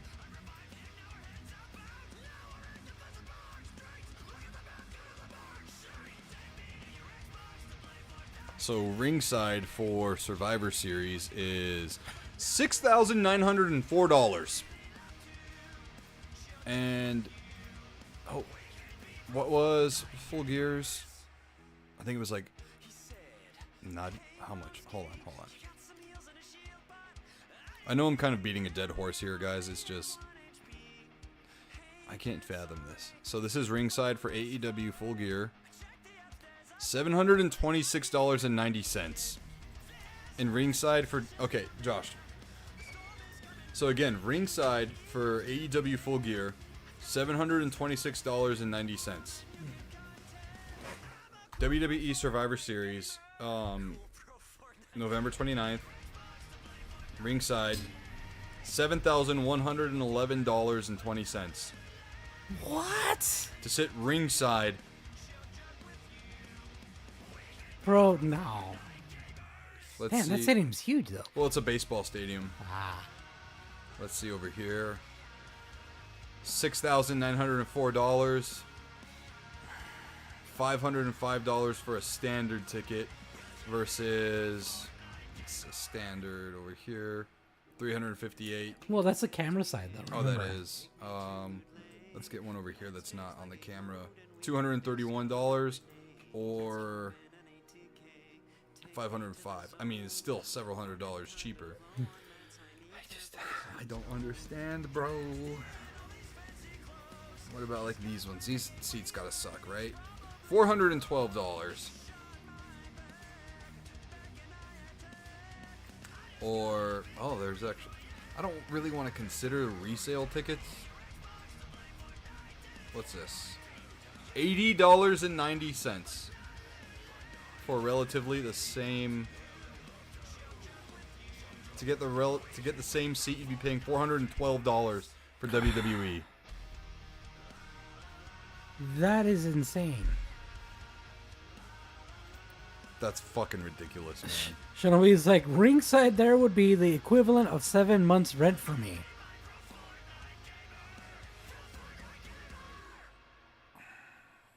Oh my god. Fuck WWE, dude. Right into the fucking dumpster. Right in the fucking dumpster. Wow. Alright, so... Anonymous Mystery, smash that like. Yo, thank you. So I'm actually going to put this song back on because gonna do a little something for the channel for you guys. So this has been something that's been talked about for a very long time, and kind of had to really articulate things and plan it all out. So without further ado, y'all, excuse me, we are going to reveal to you guys our merch. So, merch pre-orders are live now, guys. Dun, dun, dun, dun. So, here we have flat bill snapback hats. The hats will be $20. Beer koozies or can koozies, because, you know, be sipping on that dog soda. Got that dog in me. $5 with a new logo. And we have our shirts here with the standard logo, the neon logo, or the new, calling it a racer logo. Designed it myself. Thank you very much. I know it's very basic, but that's kind of the idea. These shirts here will be $22. Shipping will vary. But designs are not final, but are damn near close. So, working very closely with Toy Box Time Machine on getting these all done. So the pre-orders start today and will run through October 27th. Turnaround, depending on what you order, will be anywhere from a week to 2 weeks. So at the very latest, you'll have your merch by mid-November. But this is the first wave of the merch. I will show off next Monday as well. We'll be doing hoodies, and they will have both of the logos that are presented here. Mouse pads, Oh, and raglan tees or baseball tees, the 3/4 sleeve tees. I've never heard it be called that. Raglan tee? Yeah. Wow. Shinobi says, I'm out of fun money until the 27th, but I'll be getting a hat and two of each of the shirts for sure. Hell yeah. When is merch available? You can pre-order right now. The way to pre-order is clicking on the donation link. Shinobi or Snark, could you please post a donation link in the chat? So that'll, again, using... damn it, Brittany. Not right now, dude. Come on. That's what the chat's for. If you want to ask a question, ask in the chat. I forgot what I was saying. Yes. Anyways, so the way to pre-order, you're going to click on that donation link. And in the description, you're just going to put, what you're pre-ordering. Design 1, you can... Or if you... Sorry. Brittany interrupting me fucking threw me off. So we either have the racer logo for the shirt or the classic. So you'll just put in the description, whatever you're ordering, and that will get you your shirt. We already have one pre-order from good old Tommy Boy, aka Eugene, aka CSG TV. So yeah, we will be having hoodies. I actually have the prices here. I'll just show you guys real quick. No, I'll show you guys on Monday the designs for the shirt. Oh. So next week we'll be showing off the raglans, beanies, hoodies, mouse pads. I think that's everything, right? Yeah, that should be everything. All right. So just for funsies, I'll tell you guys. So the raglans will be $25. That's a 3/4 sleeve tee. They're multicolored, right? So the sleeves are one color and the mane is white or black. We'll figure it out. Still got to finalize the designs on that. Beanies will be going for $20. They're embroidered. So, and the same thing with the hats. The design is embroidered, so it's not going to, flake off or anything like that. And the hoodies will be $30. So. Oh yeah. Yeah. So here it is, guys. You guys have been asking for it for a while, and chapow. This will be our merch for now, and the pre-orders will be open through the 27th.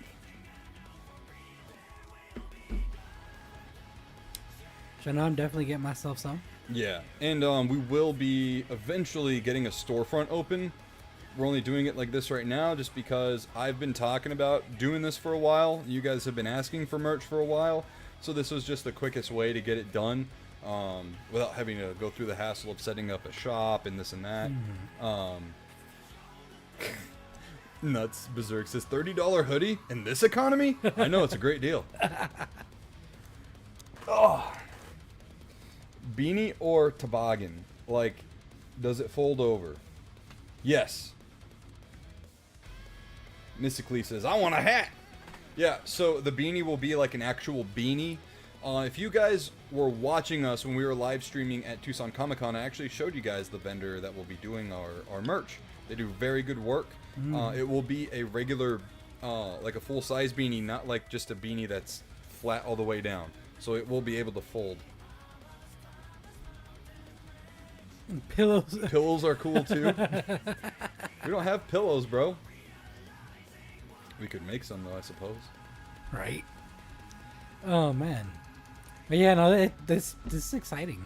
Yeah, merch. It is really exciting. So, and again, hats, beanies are going to be embroidered. Oh, the mouse pads. Did I say how much mouse pads were? I think you did, but I forgot what it was. I think mouse pads are going to be like $10, something like that. Yeah. It's not on my notes for some reason, but yeah. And they'll be round mouse pads, just like this. So toboggan, I want one. Hell yeah.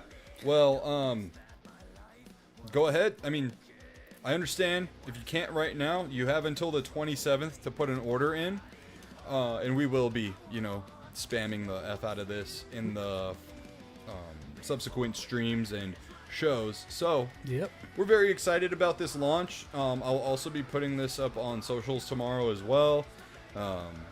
Very, very, very excited. And again, the shipping will vary. So once you put in your pre-order, we will then notify you, on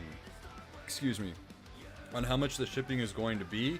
Just because I tried to get like a flat price on shipping today, but the website for USPS was very fucking aggravating. It was asking me like, where are you shipping from? Where are you going to ship to? And I'm like, I don't fucking know. I don't know. I just did like across town just for an example, and it was like $5-ish. Yeah. You know? But then I also looked at like shipping to New York, and it was like $10. So it varies. Yeah. So we'll let you know before the shipping happens, and and all that stuff. But yeah. And at the very least, you guys get the first looky here at the merch before it goes onto socials and everything tomorrow. And each order will be coming with a cool little sticker as well from the NSquared podcast sticker stash, and whatnot. Yeah. So again,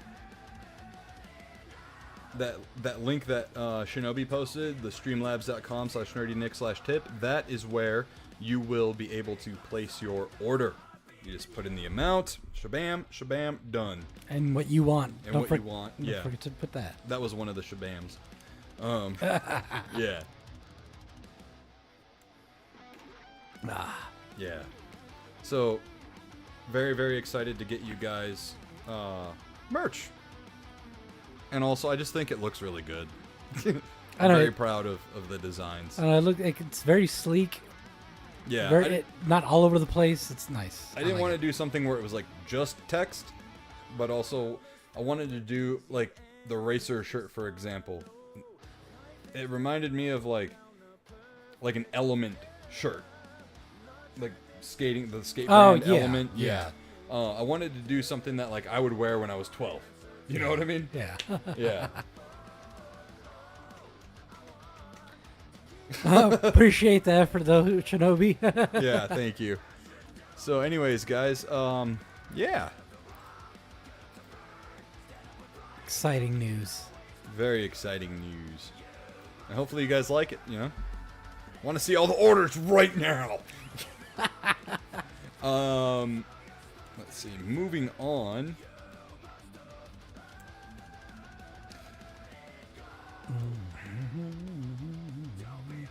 Where did I put the next? Oh, here we go. All right. So, rip to Microsoft and Xbox. So they've just been shooting themselves in the foot like relentlessly. Yeah. Over this last year. So Costco has pulled all Xbox merchandise. And now apparently other retailers like Target and EB Games in Canada, which is an affiliate or sister to GameStop here in the States, Oh. they've pulled Xbox consoles, games to make way just for more PlayStation and Nintendo products. Bro, it's crazy to think about that. It's just now PlayStation, Nintendo. The Japanese companies. Yeah. Wow. I can't say, like, I cannot say I feel sorry for Xbox. Oh, definitely not. They did it to themselves. Yeah, and that sucks because I'm a big Xbox fan. And like that's what I normally played my shit. And as a somebody who prefers Sony, So Snark says Target and Walmart have retracted this news. They are still selling Xbox consoles. Oh. Okay, so that's good. But also, the Target where I'm at, or that's by me, doesn't sell games anymore. That's BS. They don't sell Xbox games anymore. They still have the little thing of consoles there, the glass case, but there's no games anymore.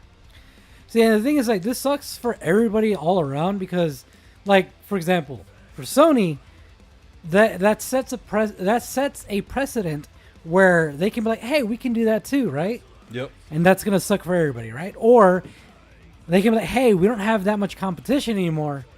Let's jack up the prices because nobody can compete with us. So those are two ways it can go that are very shitty. Yeah. Yep, absolutely. Competition is very good in the gaming market. Yes. Good in any market, honestly. But yeah, Costco has 100% pulled the Microsoft product. And again, the Target by me, while they might still sell the console, they don't sell the games anymore, which is nuts. It was very sad to see, you know, but yeah, I mean, I cannot support Xbox anymore. Like, $30 a month for Game Pass Ultimate, $360 a year. Get the fuck out of here, man. Bro, yeah. That's... When I told Evelyn today that I had to cancel it, she was like, "What? Why?" Yeah. And then I told her, and she was like, $30 a month? Yeah. You know, even her 11-year-old kid was like, "What?" Yeah. So, yeah, you know, I'll always love like my OG Xbox and the 360 and even the Xbox One. It wasn't like the most perfect console or whatever, but it was, the Xbox One was a sign of things to come with Microsoft. Yeah. And Phil Spencer did some good with the Xbox One, retracting some stuff, but someone needs to really just smack Phil Spencer's block ass head and with some common sense, man. Like, everyone is just getting priced out of everything nowadays. It's absolutely asinine. Yeah. But Yeah, that. The worst part about it is that they're doubling down on that stuff. they are. They are. Like, they receive the backlash, they say, hey, you know, they just double down on it. It's like, Yeah. But moving on to some good news, it was announced on Saturday at New York Comic-Con that Mortal Kombat, the movie, like the third Mortal Kombat movie, is officially in the works and greenlit. Great news. Before the second movie even came out. That's great They are news. that confident in Mortal Kombat 2 that that they greenlit Mortal Kombat 3. That's great news. I am so stoked. Which And can't wait to see it in 2030. which makes me be like, hopefully. That's not the real date, by the way. I'm just making jokes because that it will probably be closer than Yeah. anything. Which, I mean, for me, it's like, I really hope the second movie is insanely successful so they can get that third one. Like, Yeah. you know, even better. Yeah, I mean, apparently Warner Brothers had pushed it off to not compete with certain Oscar baity films and Halloween, and also apparently they were already in the black this year, which means it's good. In the black. Yeah, like they made profit. They've made profit this year, so they're moving it to next year to really help, you know, boost numbers for them next year, which makes Yeah. sense. You know, over the last few years, Warner Brothers has taken a lot of hits financially, so They're just trying to maximize with, you know, yeah, I get it. Yeah. yeah. Way the Shinobi says, I haven't checked the Target or Walmart by me, but I'm sure the Xbox stuff will be pulled. If Sony doesn't play their cards right, they're dead too. The reasons to choose console over PC are almost gone. Yeah. Yeah. Yeah. 'Cause, I mean, right now, the biggest reason to choose console over PC is their prices. Because Yeah. if you want something comparable in a PC to like Xbox and a PlayStation, performance-wise at least, right now, unfortunately, it's more expensive PC-wise. Yeah. Yeah. Let me oh, and then Shinobi says if they're playing their cards right and planning for long-term success here and there, I'm for it. Let me see. I'm just gonna go full stereotypical and go to Alienware.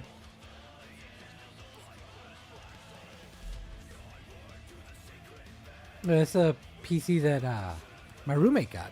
They're one of their newer ones. I remember when they first came out. Alienware, yeah. Yeah, they had some really crazy ass designs. I don't know what I'm looking for, so let's just go to all desktops. No thanks. Top tier gaming versatility and a streamlined desktop. Let's see how much this is. Oh, or Area 51, iconic flagship representing the ultimate gaming experience. Let's go. Why does they say customize? Holy shit! Damn. Oh my god. Okay, so It looks like the basic model for the Area 51 gaming desktop is $3,500. It makes sense. So the NVIDIA GeForce RTX 5070 alone is like $1,500. Damn. Yeah. And I think that's the one Jesse got, but he got it on sale for like $1,900. I mean, it is on sale with $300 off. Wow. You know what? Let's go to Best Buy and just take a gander at what they have. Read the Shinobi's chat there. Yeah. Wade Shinobi says, but PC is free online and you can get a usable one for about $1,000. It won't play anything on on Ultra, but a system with 16 gigabyte RAM and a 3080 will still do great. That's very true. That's very true. PC gaming. By the way, guys, we are on Best Buy's website right now. Even a gaming laptop is like $1,600. Jeez.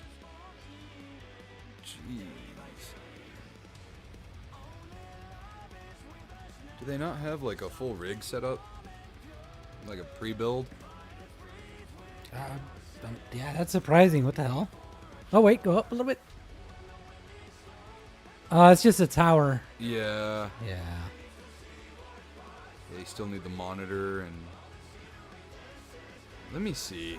Package deals. Here we go. Parker says 5070 is a weak-ass GPU. Pre-built PCs are hardly the way to go unless you're going through a specialty company. The kind of PC Shinobi talks about blows a PS5 out of the water on most games. Yeah, I mean, at least the tower comes with the mouse and the keyboard.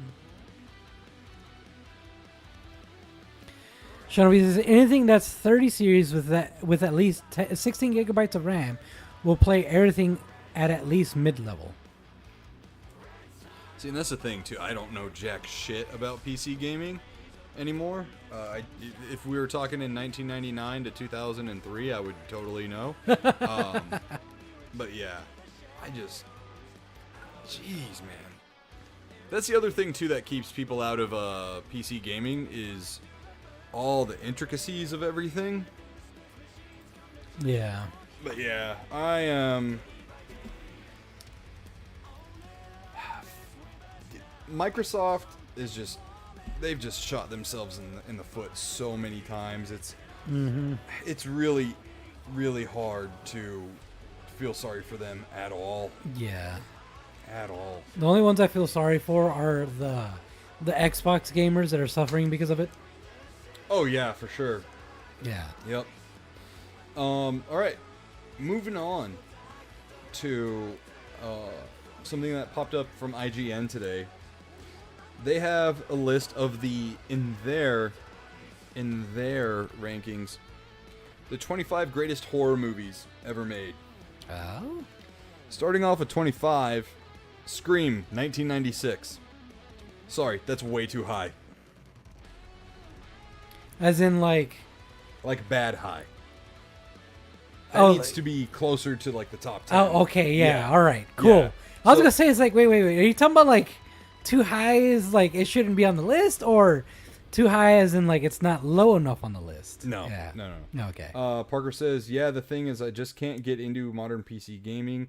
It is just that initial cost of hardware. In the long run, the deals on games, sailing the high seas, and so much more, Makes Jack Sparrowing, yeah. and so much more makes it worth it. This is more than likely the last generation I'll be on console for, not gonna lie. Yeah, I know, same, probably. You know what, though? I could get the highest version of the Steam Deck and the dock, Yeah. and I'm good to go. Yeah, because I mean it's pretty much like a portable PC, and like the Steam Deck is like the options are endless with the games there. Yeah, exactly. Yeah. So anyways, number 25, Scream. Wrong. 24, 1922's Nosferatu. Huh? Number 23, The Blair Witch Project. No. Number 22, Dracula from 1931. Number 21, 28 Days Later. Number 20, The Fly from 1986, the one with Jeff Goldblum. Number 19, American Werewolf in London. Number 18, Let the Right One In. Already, I'm getting very pissed off at this fucking ranking. Bro, this is a hipster's list. This is absolutely dog shit of a list. That sounds. Nosferatu is a good movie, but it's not number 24. It's not number 24.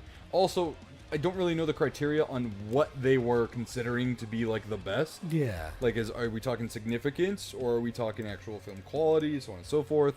But anyways, number 17, Suspiria from 1977. I've never heard of that one. Dawn of the Dead at number 16. I'm sorry, that's got to be in top 10. That's non-negotiable. A Nightmare on Elm Street, number 15. Again, non-negotiable top 10. What are they thinking? I'm not even into horror, and I think this list is ass. Freddy Krueger literally injected life into horror films in the 80s because people were already tired of Michael Myers and Jason and the Leatherfaces. Oh my god. Number 14, Poltergeist. Number 13, The Thing from 1982, because there's like 4 different The Thing movies. Yeah. Number 12, The Texas Chainsaw Massacre. Number 11. Oh, and that one's from 1974. The original. The original. Wow. Rosemary's Baby from 1968. Night of the Living Dead from 1968 at number 10. I'm fine with that. That movie is actually pretty fucking terrifying. Yeah, but this list sounds like either a 60-year-old person created it or somebody who's a mega hipster. I think this is a mega hipster. They were probably sitting in a fucking no-name coffee shop typing up this list. Evil Dead 2 from 1987 at number 9. No, bro, you put the first one in there. You don't do the second one. The second one is an overall better film, but the first one is where it's at. The second one wasn't even like trying to be scary. The first one was. Yeah. And the second one is essentially a remake of the first movie. Yeah. Number 8, Silence of the Lambs. That's not even a fucking horror movie, dude. Isn't that a thriller? Yes, it's a crime thriller drama. Bro, they just Googled a bunch of movie names. That's all they did. Number 7, Jaws. I can get behind Jaws being on this list. Top 10, where it's sitting at number 7, I would put it probably like 9. Number 6, Alien. Number 5, The Bride of Frankenstein from 1935. I'm sorry, no. No. And I'm a big proponent of classical horror movies, the classic Universal monster movies and whatnot. That should be up in the teens. Number 4, Halloween from 1978. Number 3, Psycho from 1960. Number 2, The Exorcist. And number 1, The Shining.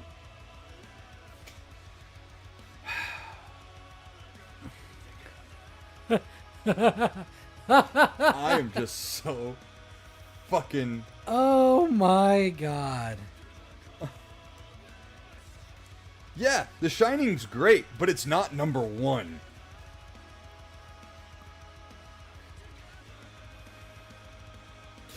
Shinobi says, you're not wrong, but there's also a certain type of pretentious person that enjoys The Shining. Right? Yeah, no. Wow.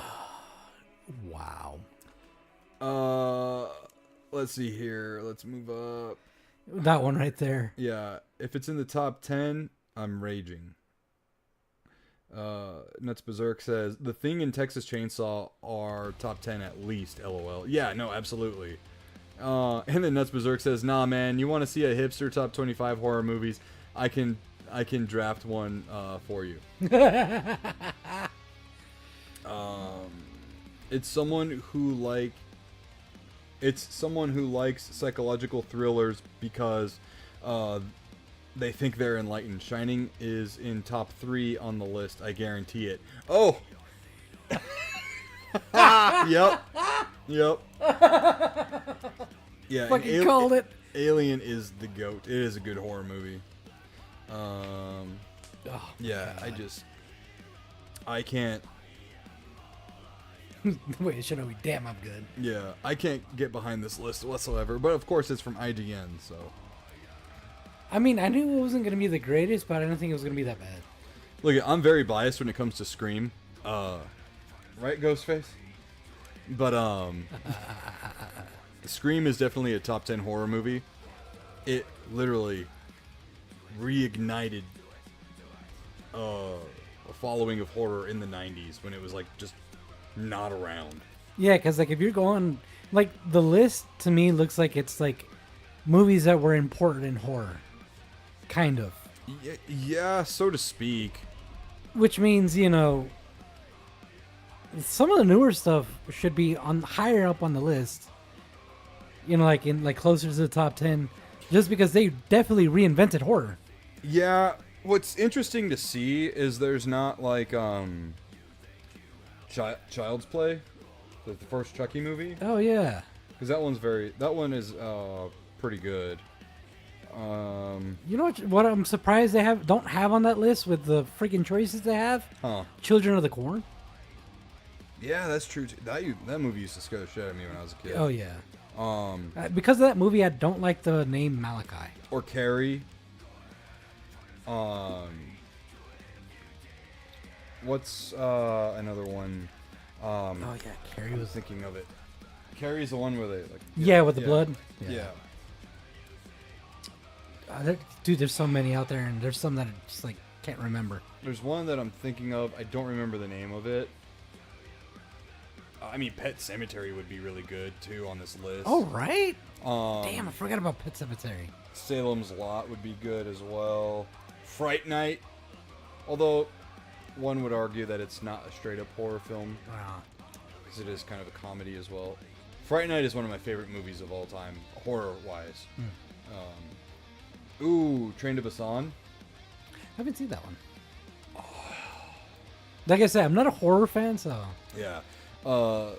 Berserk says, it's definitely a bad list. And then Shinobi says, such a bad list, and honestly, it's kind of all over the place. This person also picked only the most well-known movies. So many better ones that aren't so mainstream, fake horror fan. Yeah, like Creepshow? Hello? Creepshow's a fucking solid movie. Bro, you know what's a really good one? The one's fucking scary as shit. Sinister, Yes. which we talked about last week. And it's nowhere on this list. Bro, that should be like top 5, like hands down, just because of how freaking like creepy, scary, like it hits everything on the freaking list. Yeah. For horror. And like it I would pick Sinister over Poltergeist. Mm-hmm. I would pick Sinister over Rosemary's Baby. And if you're going to put Rosemary's Baby in there, why not just do The Omen? Yeah, no, this is horrible. The Silence of the Lambs needs to get the fuck out of this list. It's not a horror movie. Even I know it's a thriller. It's a fucking thriller. I hate that Hannibal Lecter is one of the like iconic kind of like horror movie icons now. Because it's not a horror movie. There are some horrifying things that happen in the movie, but it's not a horrifying movie. Yeah. It's not a horror movie. I was about to say Sinister. That movie is terrifying. Yeah, I refuse to watch it anymore. It's just not for me anymore. And that's saying something. A horror fan thought it was that fucking scary. Yeah, I don't like it. I'd like it, but you know what I'm saying? Like, I have no need to watch it again. Bro, I'd rather the Babadook be on that fucking list than half those movies listed. Yeah, but at the same time, I can see why they didn't put it there, because that is also, like, passe. Like, it had its big moment where it was all over the place, and then now it's gone. Yeah. So, yeah, I don't know. Yeah. Which way the Shinobi says the newer Boogeyman would be on my list. I remember Sinister was decent, but it had way too many jump scares. It did have a few decent ones that I would say are passable for being good scares. I'm not a big jump scare person. I just think they're cheap. Poor taste. Yeah, poor taste. But Sinister had some pretty damn good ones. Even the ones where it's like, it's a jump scare, but it's not your typical, like, something just pops out of nowhere. It would be like when he has one of the film projectors on pause, and the fucking thing just, like, moves. That's a jump scare. Yeah. But that's a damn good jump scare. You know? Oh, I almost got goosebumps thinking about it. Fuck that movie, dude. It's I so know. fucking bad. Oh, my gosh. See, 28 Days Later was a good one, though. But dude, I only remember like parts of the movie because my mom, when we started watching it, my mom's like, "Wait, no, this movie's not for kids." And she'd cover our eyes which movie? for 28 Days Later. Oh, yeah. So, Well, clearly it's not for kids. It's oh, I fucking rated know, R. I know. What the fuck? So I only remember bits and pieces of it. Jeez. Yeah. No, yeah, that is a pretty good movie. Gosh, I'm trying to think of like what I'm watching on Shudder right now. Oh yeah, Tales from the Hood. That's a fucking really good movie too. And what is the one I just watched? VHS 85. That's a really good one. Any of the VHS movies are really good. They're fucking trippy as fuck. Parker says, I don't mind getting scared in a movie due to something suddenly startling, but I hate when they add obnoxious sounds in the edit. Right. Yeah, I like movies that build to the jump scare, but they're subtle, like something small moving in the background, but overall they're a poor cover for actual imagination.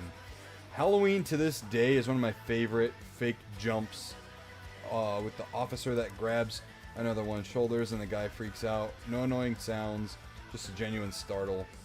Remember The Ring? Yes, I do. Yeah. Oh yeah, The Ring was good. Yeah, that was pretty good. Which I want to bring it back to gaming for a quick second. That's why I love the game Dead Space 1 and 2. But I prefer, as much as I love 1, I love the way they scare you in 2. Because in 1, it was all jump scares. Yeah. Like well-timed ones. Because they make you let your guard down. Or it was like, all right, you just had a jump scare. There shouldn't be another one for a while. Nope, there's one right after it. Yeah. You know, stuff like that, right? Whereas in 2, not only did they have like a few jump scares sprinkled here and there, but they had a lot of psychological horror stuff on that.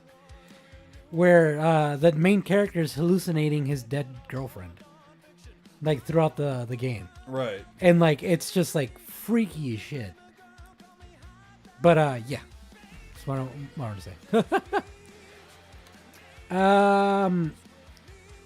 Joy Shinobi, you will die in 7 days. I haven't played The Evil Within. Me neither. Came out when I was... Oh, gosh. I think that came out on the... Did it come out on the 360 at first? I think so. I'm trying to remember. I remember the covers. Because I know Evil Within 2... That was on Xbox One. Yeah. Evil Within... 2014. Huh. That might be Xbox One. Let me see. Yeah, I think it is. Yeah. Because it should be PS4 era. Yeah. That's the one with, like, monster cameras and stuff, right? Never played the game, so I couldn't tell you. But looks kind of like it. That one? Yeah. Yeah. Oh, okay. It was multi-generational when it came out. Excuse me. Yeah.